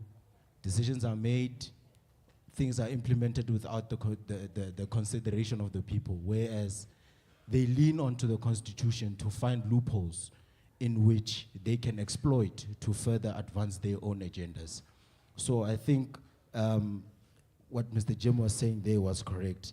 And then I'm gonna go on to another one called patron clientism. So patron clientism is where political heads do favors for each other. That's why all our systems in South Africa have collapsed. Because now I know that you like pink socks, I owe you a favor because I don't want you to expose me that I like pink socks. That's why we find ourselves in a perpetual state of corruption and people just being redeployed, because everyone knows something about someone. And that leads us to failures of important organs of the state and important infrastructural development plans that are established that never go through, because there are people who owe each other favors. And as such, work cannot be done if person A does not approve of the work being done, or if person A doesn't get a kickback from the work that is being done. So I think those are kind of issues that we need to tackle. Thank you. Thank you. Thank you very much. And I think your second point actually aligns with the gentleman there who spoke about corruption, because patronage is, in essence, the appointment of people that are not merited to be in those issues. But one important thing that you highlighted as well is public participation, the involvement of citizens in decision making. He pointed out that society in general is not involved in decision making and policy making process for that matter. And I think is one of the things that we have to take into consideration about the kind of solutions that Rise Mzansi as a political party wishes to come up with to rectify those deficiencies in our governance mechanisms. Yes, sir. Yeah. This is the last hand from the first round, right? I'm number 9. Oh, This is number 10. Good morning. Morning. My name is Xolile Mashuguqa. I'm from the province of the legends of corruption. the poorest province in the country and the most corrupt, the Eastern Cape. A week ago, or a few days, the Premier redeployed 5 HODs to his office. And among those HODs, it's one who used to be the DDG or in the Department of Fisheries and Agriculture. She was dismissed by that department. And following month, she started a new job as a HOD in the Eastern Cape. So that's how we mastered corruption. I'm not proud. I don't want you to misunderstand me. This topic, when I saw it, I decided that I'm going to be in this commission. And when I saw those values, I'm glad that those who spoke before me, they spoke about honesty. We need to include it there as a value. It's a critical value. Ethics, ethical leadership, it's a very important value. And integrity. This is where we've fallen. Now, few years back, I went into a training program on ethics, and were asked a question, which I hope will answer it today in this engagement, as to who guard the guardian angels. We have angels who look after us all. And those angels have angels who look after them to make sure that they are safe from us. Now, who guard those who guard others? and this is where we've gone wrong. Because we've got HODs and CFOs who are the junior angels who are entrusted with state funds. And then we've got politicians who are guardian angels. But there's no one who has been who was entrusted to guard those, whether it be Parliament. Parliament was supposed to be the guardian, those who guard the guardian angels. But Parliament has failed us. South African Reserve Bank says when President had the US dollars in his couches, and that Mr. Whatever, so and so, bought buffaloes and left them and left the money. The Reserve Bank says, no, there was no perfect transaction concluded. And those are our guardian angels in terms of the fiscal policy. So part of what we've got to then be wiser and attempt to answer is who guard the guardian angels. We've got to put systems of who guard the guardian angels, because this topic about governance, I was happy when you said that it's actually good governance, because I've made some notes here. And part of what I said is about good governance. Certainly, what is said in words, and we recite it, all of us, I'm one of them, that's why I'm saying for all of us. But at a point where we must implement, we do the opposite. We are very good in talking right and walk far left. Part of what has been lacking has been a criterion for leadership. We've got to have a criterion for leadership, firstly in Mzansi, and then in Rise Mzansi, and then have a second criterion for public representatives. And we've got to hold all of us to those standards, to those norms and standards. Then the question again comes back in Rise Mzansi. Who got the guardian angels in our organization? I like my sister. She says some of us have packed our bags and we came here to Rise Mzansi and we say we are leaders. But there are skeletons that are following us. Then the question of who guard the guardian angels? We've got to have to answer this question of who guard the guardian angels. Who guard those who speak well?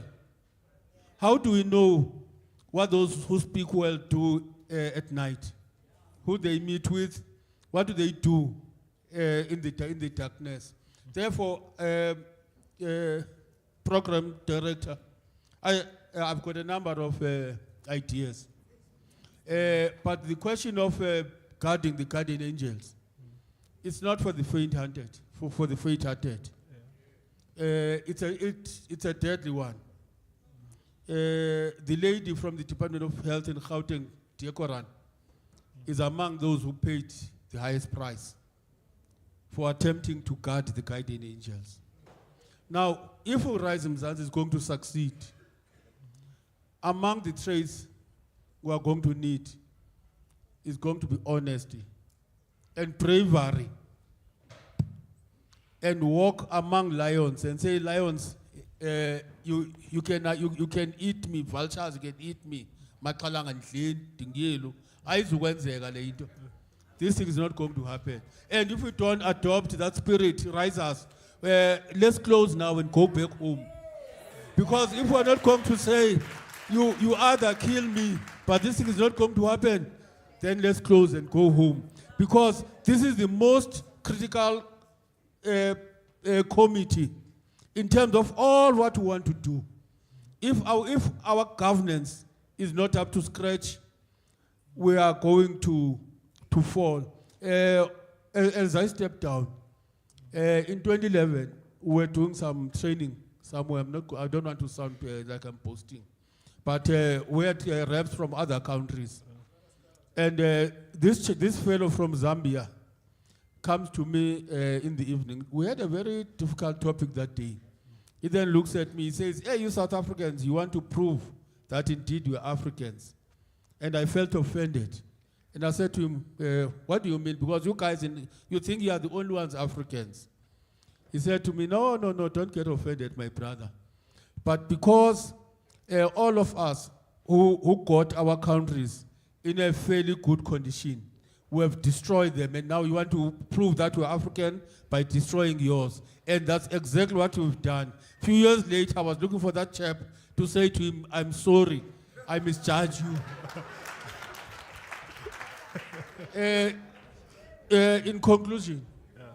In conclusion, risers, real conclusion, now I mustn't be like a politician. In 1994, I voted. I worked for railways before it was it was in the transition of being Transnet. I was already active in politics.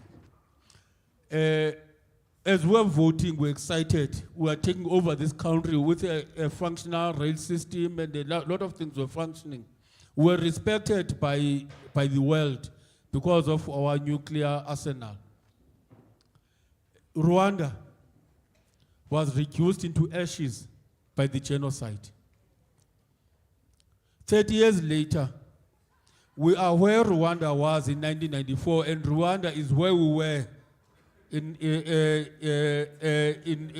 1994.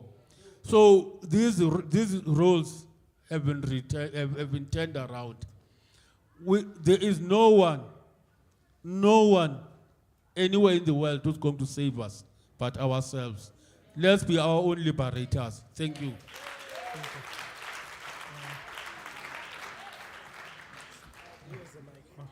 Thank you. And I think you ask a very important question: who guards the guardians, right? So the checks and balances we currently have, his concern is that they're not sufficient.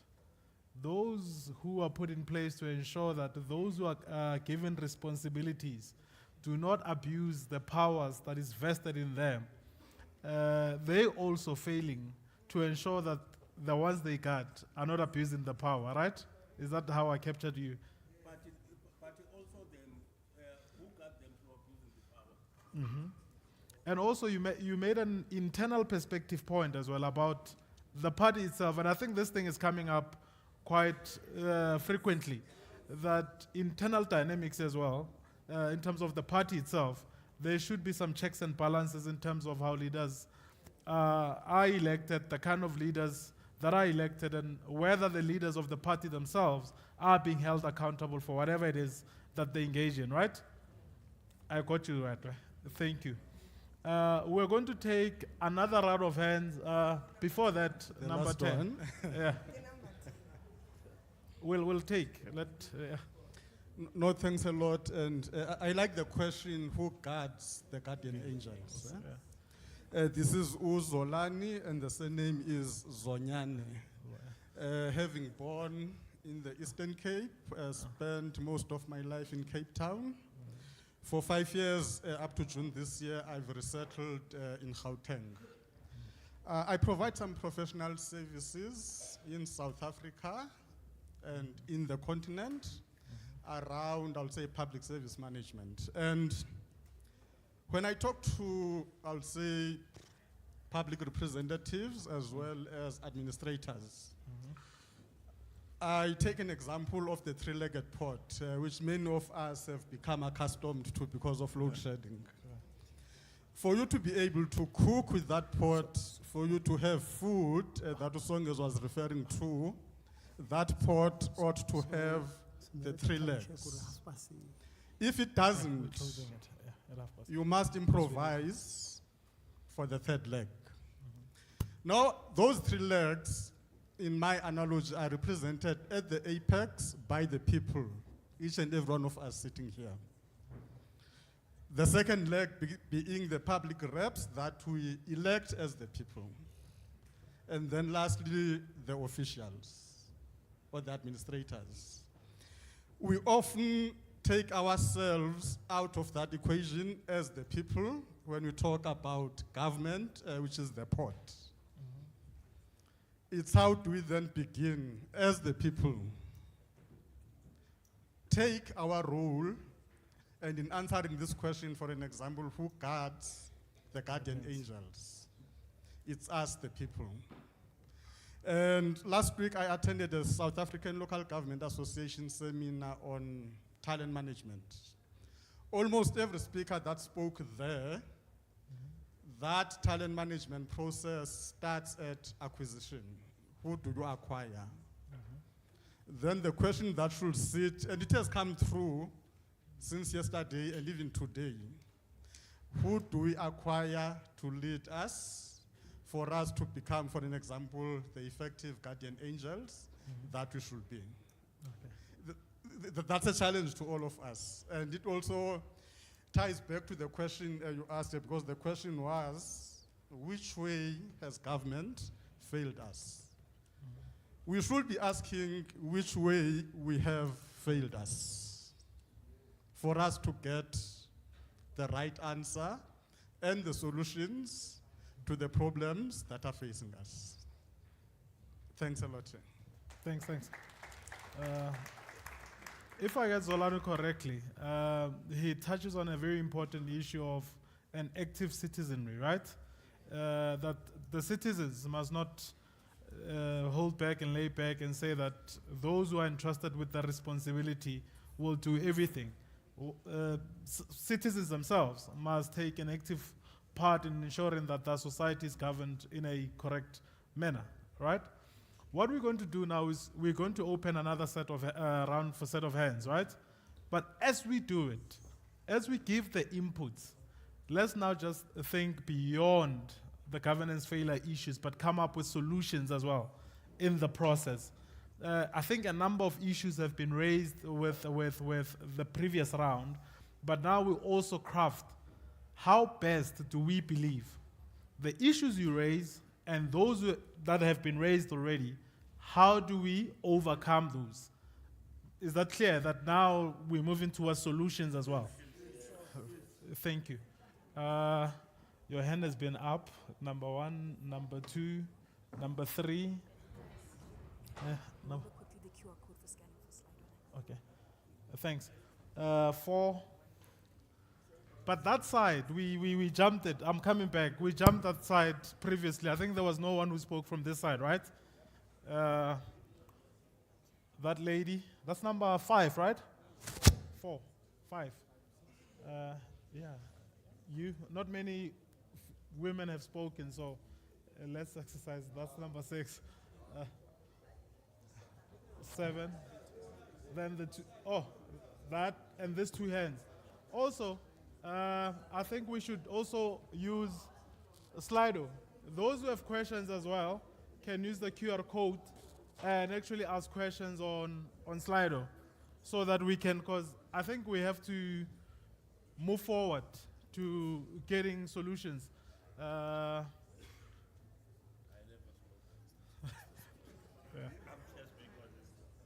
Your hand, right? Was your hand up? Okay. Let's just close it there so that we manage the time as well. We'll open, if needs be, on more solutions. Your hand is noted. Those other ones, there's a Slido, QR code. You can scan and raise your questions. They'll come up, all right? There's posted notes as well that people got. Yeah. So if they are not able to, they can just come and post them. Thank you. On the sticky notes. The sticky notes were distributed. You can also write your questions and solutions and paste them there. So we move forward towards. Yeah, and each speaker, we have a minute now, right? Yeah. No, we'll close that. We'll open another one. I think you were the first, right? Yeah. You were the second. He was the first. Yeah. Thobela. le kae? Re go le kae pa? Re teng. Mabuku Kganyago from Limpopo, Polokwane. It's good to be here. Guys, can we just keep it down a bit so that... Remember, we're having quite important discussions about the future of South Africa. Yeah. Okay. I think my first word is just to simply say, as they do in English, much as I'm not that English, charity begins at home. So if you don't have good in our own homes, we cannot expect to be good in the community. Try to raise the voice. Okay, yeah, if you are not good at home, if you don't have the good things at home, as in our homesteads, there's not much that we can actually offer outside of our homes, within the communities. That's where it starts. And then secondly, with regards to the bureaucracy, the public service system, there are two things. One, there's the matter of unions that have become much stronger, so much so that the civil service itself does not have any powers to exercise over its employees. And one of the things that you must understand is that there is this thing of people that are supposed to understand that they are our servants, we pay for them. They think they are the ones that are our bosses that we must ask for, like we must go with a begging bowl to ask for things. So we need to change things and make them understand that where they are, one, they are not only our servants, but they must also themselves take pride in what they are doing. Because people tend to think that because they are in the public services, be it a nurse, police, and everything, they are just there because, well, that looks like the easiest job that they could get. Just to press you a bit on that point, how can Rise Mzansi achieve that? Let's move towards solutions as well in our engagements. How can Rise Mzansi must make sure that we recognize our public service people, that the jobs that they are doing are very important to us, and we must support them and make sure that whatever it is possible in our ways, we recognize their importance in our lives so that they can have pride in their jobs and give us better services. Okay. That, I think it's important. Thank you for the submission. Enough. Yeah. The second hand was there. Thank you very much, Ke lebogile, Chair. Ke naganne gore o berekela la ko site tseleng. Thanks a lot for finally o tlile ka mo go rona ka mo. I thought they are the god of the angels that side. My name is Modisa Khotla Marumo ke tswa ko Mahikeng. So se ke ne ke batla go tla ka shone gore Rise Mzansi. I wish it ne tla nna le total control of government. But unfortunately now we must be prepared for coalition. I'm saying this based on the fact that our first Minister of Education, it got Rasmal, on a tla this thing OBE. I think he kept.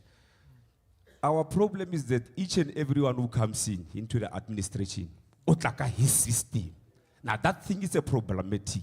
Good governance. No, I can come up with a better system. And that thing, it is killing us.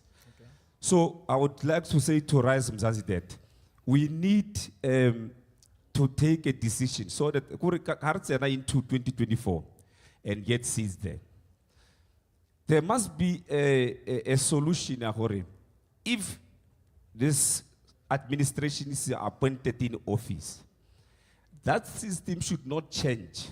It should not change. It must go on and on and on. Whether it is in parliament, national, or in the provincial legislatures. Our problem is that thing all the change HOD chief director and stuff like that. That is problematic mohoro. And we ke batla gore gape re tsenye mo Rise Mzansi. Go re leadership a very kuri iskana government in power like they are doing now. The current system.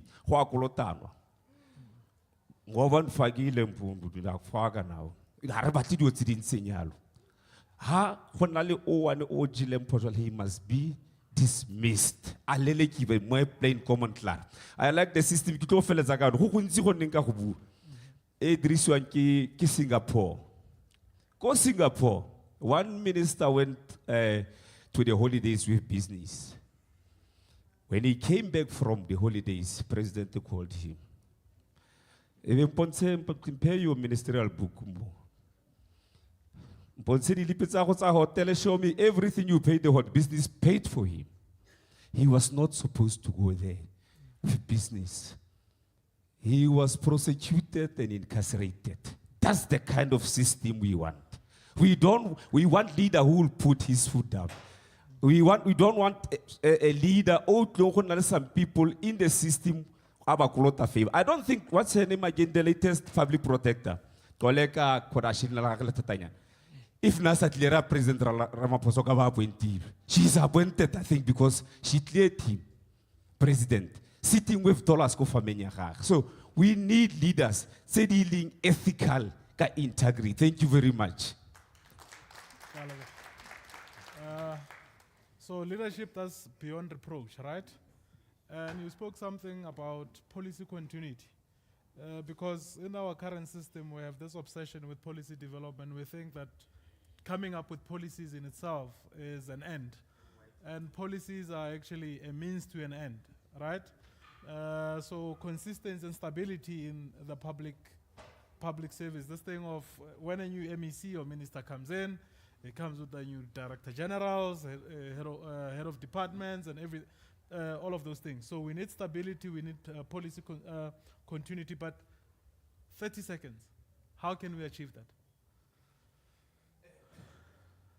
By taking a decision on if this one comes to office, whether it comes from Rise, whether it comes from ABC, we continue with that thing. Even if he changes, he's not going to change that policy that we have agreed upon. He's going to continue that policy of Ufitela. The cycle of We are not sure that we have achieved even half of that. Because it has been like changing. the NDP. Okay, Kalebo. Thank you. Thank you very much, Chair Suleiman. I'll make it short and I'll try and give you the issues and the solutions in it. So the first is South Africa is a very wealthy country. The state budget is 2.7 trillion rand a year. There's enough money to be able to take this country out of the doldrums and ensure jobs for everybody. But if we have hyenas cannibalizing that budget, that's the reason why we have poverty in this particular country.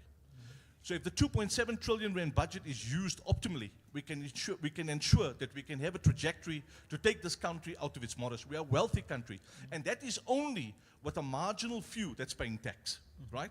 So the problem is the state, and many of the people that when we elect them into the state, look at the state budget as their own personal bank accounts, right? And that means we need to be able to transform and change that. Now, what is the solution? The issue is also said that we're going to stop corruption, but you can't stop it because you need to be able to restructure electorally, reform, and bring in. So if I'm a teacher and I'm earning 30,000 rand, and suddenly I become an MPL, from 30,000 rand, I go to 1.4 million. If I'm a teacher and I'm earning 30,000 rand, and I become an MEC, I go from 360,000 rand, 250% increase to 1.8 million. If I'm a teacher earning 30,000 rand, and if I become a minister, I automatically go to 2.5 million. Automatically, that means for the first year, the teacher wants to deliver. But then he knows that next year, Rise Mzansi is having a conference, and I'm going to lose that post. So what does he then do? Because there's a provincial election. So in year 2, 3, and 4, he says, how then do I live and maintain my standard? Because from 360,000 rand, I've gone to 2.8 million, 1.8 million, or 1.4 million. So then he says, for the next of the 4 years, how do I use the departmental bank account to sort out and ensure I can live thereafter? So that will not resolve the problems of if we talk about corruption and not stop it. So that's the one point. So I'm giving you that we need to structurally readdress that first. The second issue why we are failing is colleagues and comrades. We've got a lot of people here that basically have got domain knowledge. But when we elect leadership, we elect leaders on populism. So now when you take a leader that's populist and you bring him into that particular position, he's suddenly now the MMC, the CEO of a company. So if you take City of Joburg has a budget of 78 billion rand. When he becomes an MMC, he is now running a budget in that particular department of 12 billion, 15 billion rand. What knowledge has he got as the CEO in that particular area to run that budget? If he could not run his own particular budget or wasn't trained, so how do we then bring people, just because they're populous, to run these particular budgets? And then we bring in chief of staffs and advisors next to him that don't know how to do this, so all they do is to say, how can we have a cut out of that particular budget? That's why service delivery is paying. So we are moving from from selfless service to self-service, which is here in the pocket. You understand my point? And the Pretoria handshake. You understand? And that's where we are going wrong, sir. And that is why we need to come and say, how then do we bring about reform in terms of the of ensuring that we have domain experts that coming. Now, I'm not saying that you have to be a domain expert to suddenly become an MMC. But if you come in, then we need technocrats to come in or meritocracy to come in to be able to assist those guys to do it. But here we bring in cadre deployment in it. So even if it's Rise and Mzansi, you can have the same problem. So we keep on perpetuating this. Every political party says corruption, but we're not changing it. So that means electoral reform needs to be done. Now let's take number 3. We've got 500 state-owned companies. Half of them we've actually forgot. SAA we forgot. SEPO is on the South African Post Office on its way out. Transnet on its way out. We're just seeing this leadership. Eskom, we know we're in dire straits. Now we've got water sharing. So we know that we've got 500 state-owned companies that are in this particular problem. How do we use those 560 companies to restructure the state? Now, if you have an expanded public works program that spends 2.7 billion rand a year on job opportunities, but look at the condition of state buildings, look at the condition of schools, why isn't that 2.7 billion rand of EPWP money being used to go and reconstruct and re-engineer schools? All our graduates can get a job. We've got electricians, we've got painters, we've got IT people, etc., that could be used in creating smart cooperatives to go and fix those assets. Why aren't we doing it? If you take nationally, we've got 80,000 assets owned by the National Department of Public Works. We've got 30,000 land parcels that are currently underutilized. Why aren't we utilizing that in terms of structural reform and empowering the state? Everybody says the land is the problem, but if we have land, look at Zabadila. It used to be the largest agricultural issue of trade of oranges. Today, Zabadila does not even produce 7% of its output that it was producing in 1994. So who messed it up? We messed it up. So we should reflect on it and say, no, that we not need land, but if we go in, the tree is not going to grow on its own. We need to make sure that we tend that tree to ensure that it goes through. So we must also be reflective that if we want land, how then do we do it? Last but not least, and I'll end off with this. If we have a 2.7 trillion rand budget, we need to be able to say how we as a Rainbow Nation can move forward. Madiba's vision of a Rainbow Nation is dead. Today we are black society, a white society, an Indian society, and a colored society. We are running parallel economies as blacks, whites, coloreds, and Indians. We are not running a unified economy like we're supposed to be. The Rainbow Nation is a dream. And unless Rise Mzansi basically comes in and says, let's rise to the occasion and resuscitate the true issue, it's there. Otherwise, we're going to have a lot of us leaving this country and going forward. I gave my life for this country as an activist. We gave our lives for this country from 1966 to fight for the freedom that we have. Not to basically be told that I'm not black enough or I'm not white enough or issues. Those days are gone. So we need to be able to say that we need to fight for it. So I'm here. So I had the option of leaving for Canada. But my wife said, fix the mess that you created. And I'm here to try and save it. So if I do it, then let's help to do it.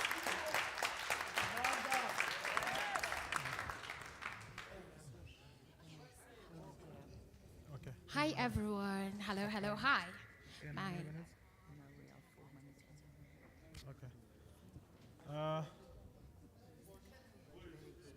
Okay. 4 is here.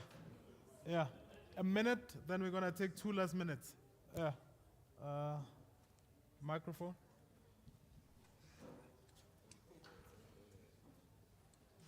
Thobela guy. Our own. I know ke a lekwa ditletlebo tša lena. So I'm gonna be short. So an idea or an open discussion ka moka lena mo convention ya rena ke kae ne. So na ho ya ka nna ke bona hore di councillors, they need to be cut off on a local government. Why? They don't do service delivery. So, but according to me, I think it's time now to use people that we know they are closer to the community. So, for instance, the centers. we know that the community centers, they are the people who are close to the community. So I think or I believe or RISE can take this suggestion or they can correlate with the centers within the community, because the centers ke bona ba itseng tso tsotlhe tse di diregang within the community than the councillors, because the councillors, they don't know nothing about rena or re la ka eng. But we all know that the centers, they do know what we are failing at, like, or what we don't have within the community. So I believe RISE can see this opportunity, or they can liaise with the centers so that they can create a link between the provincial government and the centers. So that's what I believe it will work in future. Thank you.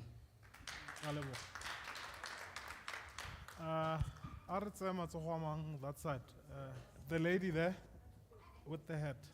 Then you next. Oh, start. Since you have the mic, then she'll come next.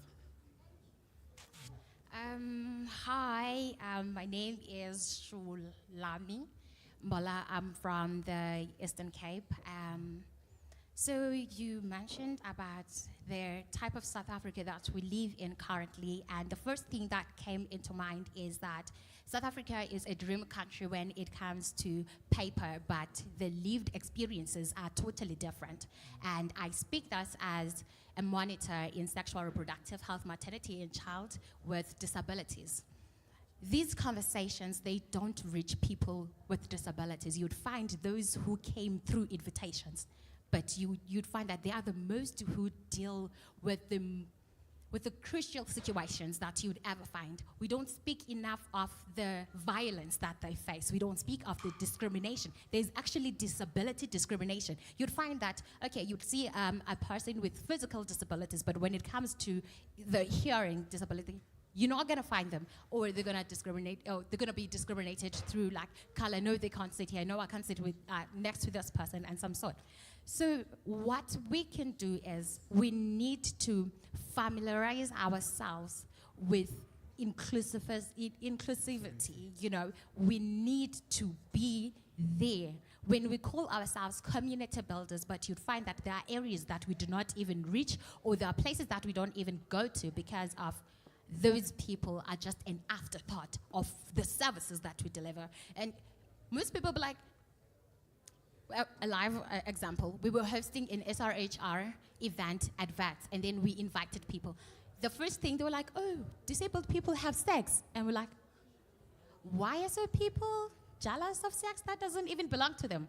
Like, they're human, after all. So they have like emotions, and they do have sex. But you'd find that the HIV ads, they don't speak to persons with disabilities. They're not gonna teach them how to use a condom. Contraceptives, when it comes to children who are deaf, there's no one who's going to interpret them. They're gonna go to clinics, and then they're not gonna find anyone who's going to interpret them. We're gonna say that services are there, but they are not accessible to a certain class. We need a South Africa that is not gonna be selective on who to deliver services to. If we're gonna say 2024 is our 1994, then we need to follow it with, we are leaving no one behind. Everyone needs to get there. Thank you. We're going to take the last hand. In essence, what she said is that inclusivity should not be an afterthought in RISE Mzansi. It should be part of what we do. A minute. That's it, then we're closing because we're running out of time. We have run out of time, actually. Yeah. Mine is actually a question, right? We hope for the best, but we plan for the worst. We plan for a majority vote. The reality is, going forward, we have to navigate coalitions. So say RISE does all the right things, and we have all the right candidates, and they meet, we are there at 95%, right? We operate within an environment where there are others who are unethical, who are dishonest, who are incompetent. Do we have a plan for how do we then co-govern, and how do we navigate those relationships? Because we can come with a foolproof plan, but what is the plan for the weakest link in the chain? Because the chain is only as strong as its weakest link. Thank you. That's the last hand we take in, then we're closing it. Okay, thank you. No, that's the last hand. Then we wrap it up. I'll be quick. Yeah, the last one. Yeah. I know we mentioned constituency-based system, and there was no objection to it, but I was just wondering if we would be better served by a hybrid system, because each system has its own inherent limitations between the constituency and the open party list. I don't have the answer to that, but I think we shouldn't also just take constituency as the final word, because there are examples elsewhere where it has its limitations. But my real contribution is, I actually come from a Chapter 9 institution organization, and often you are quite, not now, but previously, and often you're quite desperate that your work is taken by communities, by political parties, and put into action, but you don't see that happening. And you do have a limitation in terms of how far your mandate can go. So I think from a RISE perspective, you could also make a stand as to making sure that those reports are alive, either as elected reps or as activists on the ground, and really use them to deepen citizen engagement. That's number one. And then number two, as those institutions, you generally find that you actually don't have prosecutory powers. So we actually need to think about reforming them. I'm making an example here. It's not a firm solution, but there are countries where you find that auditors general are actually courts of accounts, and they actually can prosecute, like your France, your Brazils. It is a different system, sorry, Westminster system of governance, but those are some of the examples that we need to be thinking of, because I think if you go to any Chapter 9 institution, there's no absence of information about where the country is from an accountability perspective. But so what? If you're not gonna resource your NPAs, then you've gotta make sure that those institutions have got power to hold people to account. Thank you. Thank you. That was the last time, and I think her last point touched on his, when you talk about how Chapter 9 institutions, the mandate, and all of that. So maybe it's time to relook at the mandate of Chapter 9 institutions, right? Quite a number of points have come up and some of the solutions. Because we've run out of time, because governance is a very meaty, yes. What we're going to do now is some of the questions and the solutions are noted. In fact, all of the discussions are noted. In the next group, we're going to try to come up with solutions more than bringing discussions out. And I think some of the themes are quite recurrent in terms of the quality of leadership, in terms of reforms of Chapter 9 institutions, in terms of policy continuity, in terms of accountability mechanisms of corruptions and all of that, right? Who guards the guardians? So the conversations about the solutions will be carried after the lunch break. And thank you very much for this session. It was robust and it was very honest. Thank you. I think you set the tone for that. Much appreciated. Thank you. I think he needs a round of applause. Thank you. Thank you so much. Thank you so much. Thanks.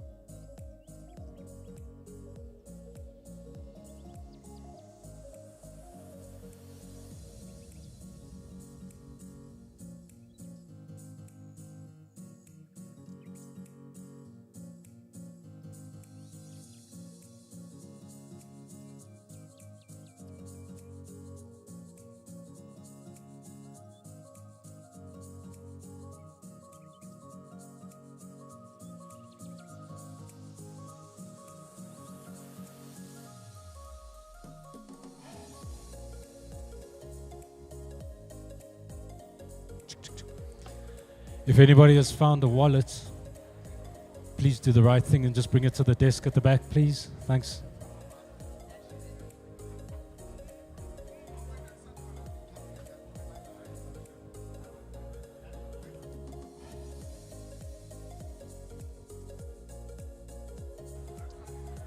Once again, if anybody has found a wallet, there's a gentleman who's lost a wallet, please just bring it to the control desk at the back of the tent. Thank you.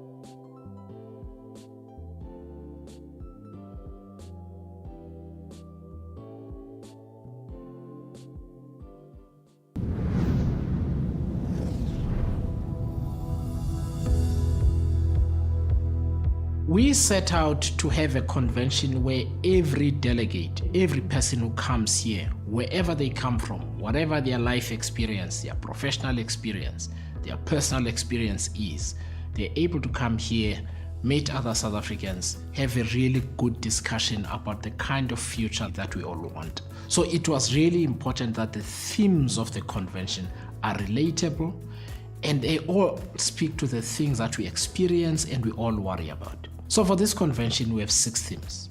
The first one is family. I think all of us worry about our children, we worry about our partners, we worry about our parents, our grandparents, our nephews, nieces, and so on. And we worry because we want to know that they're healthy, they've got access to health care, they've got jobs, they are safe, and therefore we need to talk about what we want for South African families over the next 5, 10, 15 to 20 years. The second theme is the community. Every South African, every business is in a community. We want communities that are safe, we want communities that have got proper community infrastructure, that have sporting facilities, people get to know each other's children and support one another, have parks and green spaces. So community is really important to our political mission. The third topic underpins how we are going to produce these outcomes for families and communities, and that is governance. Our political system is broken. There is no political accountability. There is a lot of corruption. This is where we talk about the kind of political system we want, what is wrong, how do we fix it.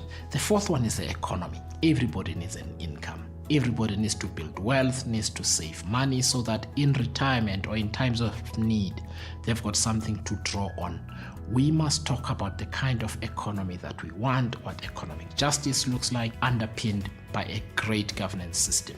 The fifth one is nation building. We all remember Madiba, we all remember reconciliation, but nations are deliberately built. We need to move from reconciliation to nation building, to have a South African national character, to have a South African national identity. We need to build a culture of success. We need to build a culture of ethics. We need to build a culture of merit. Those things don't happen on their own. We have to make conscious decisions to make them happen and make it part of our political mission. And the last one is climate change, because it is a risk that affects everyone. People's homes are being swept away by floods. People's crops are being destroyed by floods or drought. So it is very important that delegates discuss all of these topics in an interlinked way so that we don't deal with anything in silos and we emerge from this convention with very clear declarations about all 6 of them.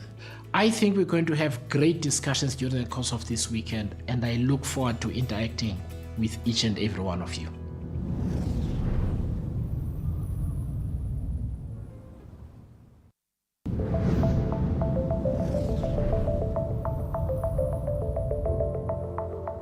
Welcome to the discussion on governance. I think all of us are frustrated with the way in which Parliament works or isn't working. We all know about ESCOM that doesn't work. We all know about SANRAL that doesn't work as it should. We all know about PRASA that doesn't work as it should. Their brokenness has led to us switching off politics because we feel nothing is working for us, nothing is working in our interest. And in this convention, we have an opportunity to discuss how the governance of state-owned companies, of parliament, of government departments can work so that we have proper accountability. How should our democracy work? Do we want representatives that represent political parties, or do we want people in parliament to represent us, to have a constituency, to have a community? How do we end corruption? How do we end crime? How do we make sure that we've got a democracy that works for everyone? If we cannot fix governance in South Africa, it doesn't matter what smart policies we come up with to take care of families, to take care of communities, and so on. They are simply not going to work. So I'd like to encourage you to think about all those frustrations that you have had over the last how many years, where government and other public institutions have not worked for you. And you need to say exactly how you want them to work, how you want them to modernize, and how you want them to be an example to the rest of the world. Governance, if we get it right, we will have a very successful country.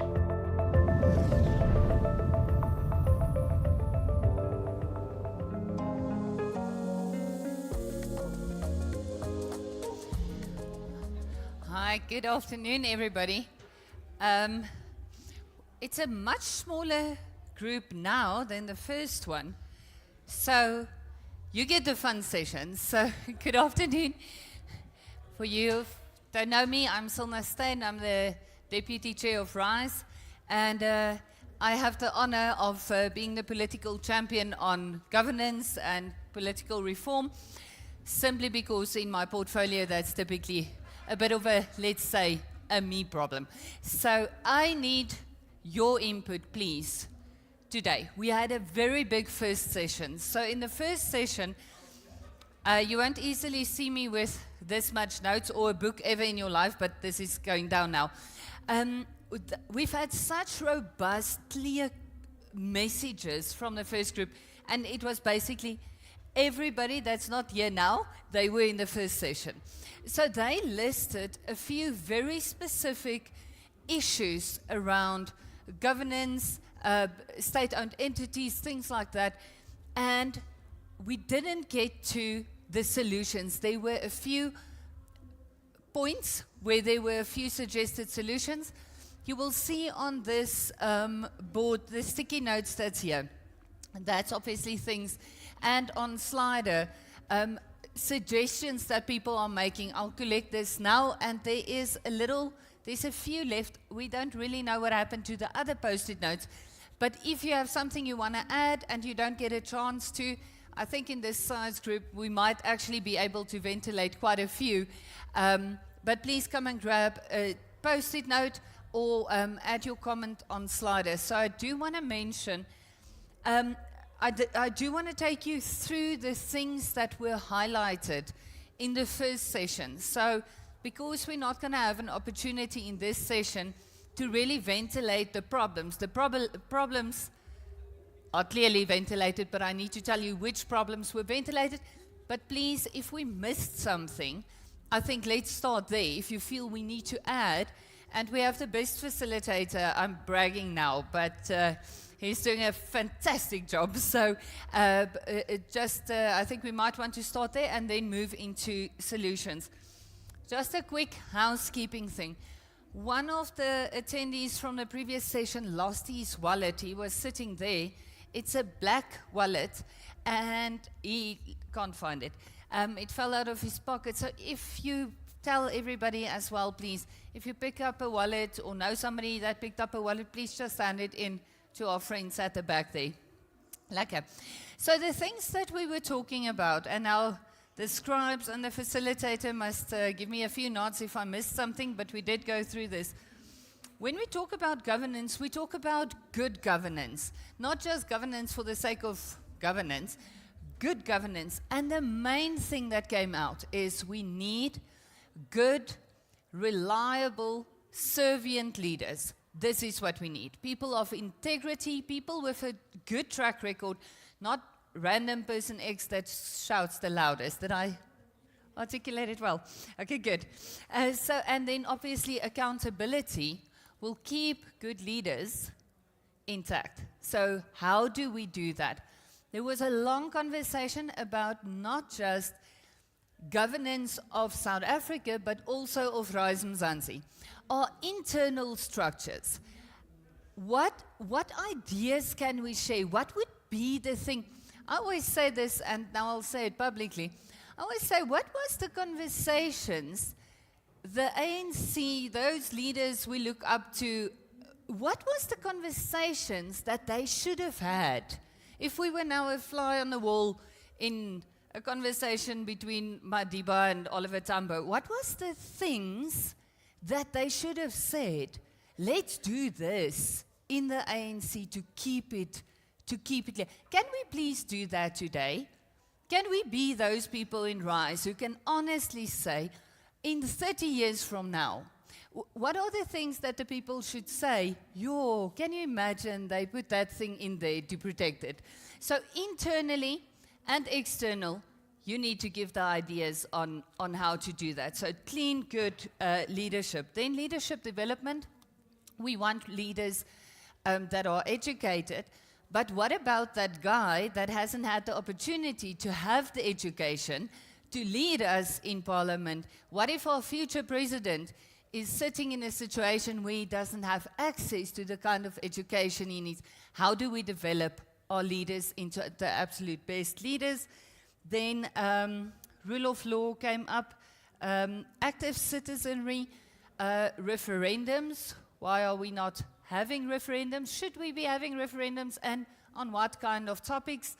So that's part of active citizenry. Then a big thing is electoral reform. what does that look like? There was a suggestion on a hybrid system, so between constituency-based and party. What does it look like? And then the last big thing is, in a coalition, how do we as Rise Mzansi, in a coalition, bring these values out and build the country that we dream of? How do we do that? So we're a much smaller group, and you guys now need to give the answers. So I don't know if it's good or bad that you caught the second session, but it feels like a fun one. But the country's future is on our shoulders, so I'm wearing a stiff muscle patch, so I think you guys will join me in this one. Let's carry this country together and build that country. Please remember, we have the Rise Mzansi values up here, and whatever suggestions we make, let's make sure it's in line with, obviously, Rise Mzansi values, and then the unmovable and should never be moved parts of the current Constitution of South Africa. And on that high note, my friend, this is a you problem again. I'm going to sit and watch.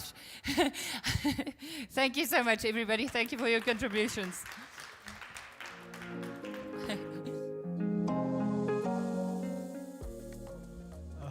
Afternoon. Afternoon. Yeah, someone at least is still awake after lunch. Welcome back to those who are joining us again. I think Selna outlined the objectives of the session now, right? We had quite a robust first session in relation to governance, where a lot of issues or governance failures were pointed out. But because the objective of the convention is to ensure that Rise Mzansi marches towards a manifesto of sorts and defines its policy orientation, we need to come up with a solution to some of the issues that were raised. In fact, some of the issues were quite recurrent in the manner in which they were raised. Yeah, so I think with the points, the key ones that Selna pointed out, we're moving towards what should Rise Mzansi as a political body do to address the governance failures that we're currently experiencing as a country, as a society. So that will be our marching orders for this session. Firstly, we'll start with some of the big political ideas that we've identified for this session, right? Those who have perused the governance discussion document, they would have picked up that these issues are clearly highlighted in that document. Yeah, thank you. And those who still have inputs can come grab a sticky note and jot their suggestions down. And we're going to have discussions on the kind of solutions that we want to come up with. There's no perfect solution, so the solutions and the suggestions that we make as a group, we will discuss them, right? Yeah. The first one. Rise Mzansi noted that there's a need to redesign the electoral system in South Africa. In essence, what Rise Mzansi is against is the current closed list party system, right? Where South Africans go to vote in general elections. They do not have an idea who's going to be representing them in parliament because they vote for parties. And the people who represent the parties in parliament are decided for by the party, not necessarily members of society. So Rise Mzansi has played around with a few suggestions. The first one is that we should have a purely constituency-based electoral system, where people or South Africans vote directly for the member of parliament that represents that constituency, right? The second option is a mixed system approach, where you still keep the party list, maybe half of members of parliament are derived from the party list, but half are elected directly by voters into parliament. And I think one of the key challenges to suggest an electoral system reform is lack of accountability from the political representatives of South Africans in general. And this is not just only in parliament. Remember that we have parliament, we have provincial legislatures, local. But at least in local, for ward councillors, you know directly who you're voting for. But at provincial level and at national level, South Africans only find out post-elections, when election results come out, that this is the person who will be representing us. And that system breeds, as I said earlier, lack of accountability. So as a Rise Mzansi, how do you think the party should march towards enhancing accountability of public representatives through the reform, electoral reform? Is that question enough for everybody? Are we tackling that now? Yeah. It's okay. Okay, I've noted 2 hands, 3 hands. Huh? As a Rise Mzansi, or rather, how do you want Rise Mzansi to increase accountability of public representatives, right? Through electoral reform. Do you think members of parliament and members of provincial legislatures should be elected directly by you as voters rather than parties deciding for voters who their MPs are going to be? Does that make sense? Because remember, currently now, when you go vote, you vote for a party, you don't vote for an individual. It's the party that decides who the MP that represents your constituency is. In that context, then how do you hold that person accountable? Because part of this electoral reform process is to ensure that there's accountability, or rather, members, public representatives are held accountable. So I'm going to open up a round of hands, right, on that question. 1, you noted. 2, 3, 4, 5, 6, 7, 8. We're not going to follow the numerical order. Rather, let's just move this way, that way, right? That's 8, right? 9. Is the hand up, ma'am? Okay. Yeah. Me one, yeah. I've got another class. I'm back again. Ne? It's a new story, but it's about Rise. I want to raise it on this platform as an opening for, you know, I'm a people's person. Ne? I have learned that Carltonville is not here because it was told that there's no budget, but I'm sleeping at Rosebank, the Radisson, which has breakfast. And I'm learning that some of the Gautengs as well, they are also given like 50 rands, but I was given 300 in total on Thursday, which I felt very unnecessary because I live in an RDP. I left at home without bread. Make me understand how we go back to the people where I don't understand how I'm prioritized, where at a convention of a party that is starting out, and to my understanding does not have budget for Rosebank Radisson. It's a question of concern to me. I don't mind the comfort, but at the point I want to build. I would have had rather sleep here with sleeping bags at a women's jail the whole night. We reiterate about what we're going through. You know, this is what I'm going through in my village. And that budget should have been taken. Remember when you went provincial, that nice story. Take me with and say, we did find them and here they are, the 9 provinces, and do that drive again, because you get to come, introduce, create a hype, but at ground level, hey, you leave us for long, hey? Yeah. And our channels, I'm finishing. Yeah. Our channels to power. Give us accessibilities. Let us know who we can liaise with provincially and at the top, nationally. Publicly, without having to ask for favors. We don't want favors, we want to build. And when we build, we don't have money. Thank you. I was actually going to make a suggestion, so I was not really cutting you short. In addition to the 5 big questions, right?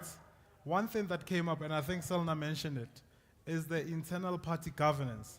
So that, in addition to the big political ideas we've identified, we're going to include it. So my suggestion would have been that aspect, let's rather discuss it under that specific, so that we have a very well managed conversation, that when we deal with one big political idea, we come up with the solutions for it, then move to the next in a very orderly way, so that we have concrete resolutions around specific issues. Does that make sense? Thank you. So, but your question already, or your concern, your comment, is already noted. Thank you. Baba. Mhlekazi, I'm Kholisile Dingiswayo. Electoral reform is necessary. And having said that, I think at times we advance such issues when we are 3 years ahead of a general election. We don't poise such, say, okay, let's give ourselves a 10-year time frame. We start now, but we want to have this activated in 10 years' time. Take the citizenry with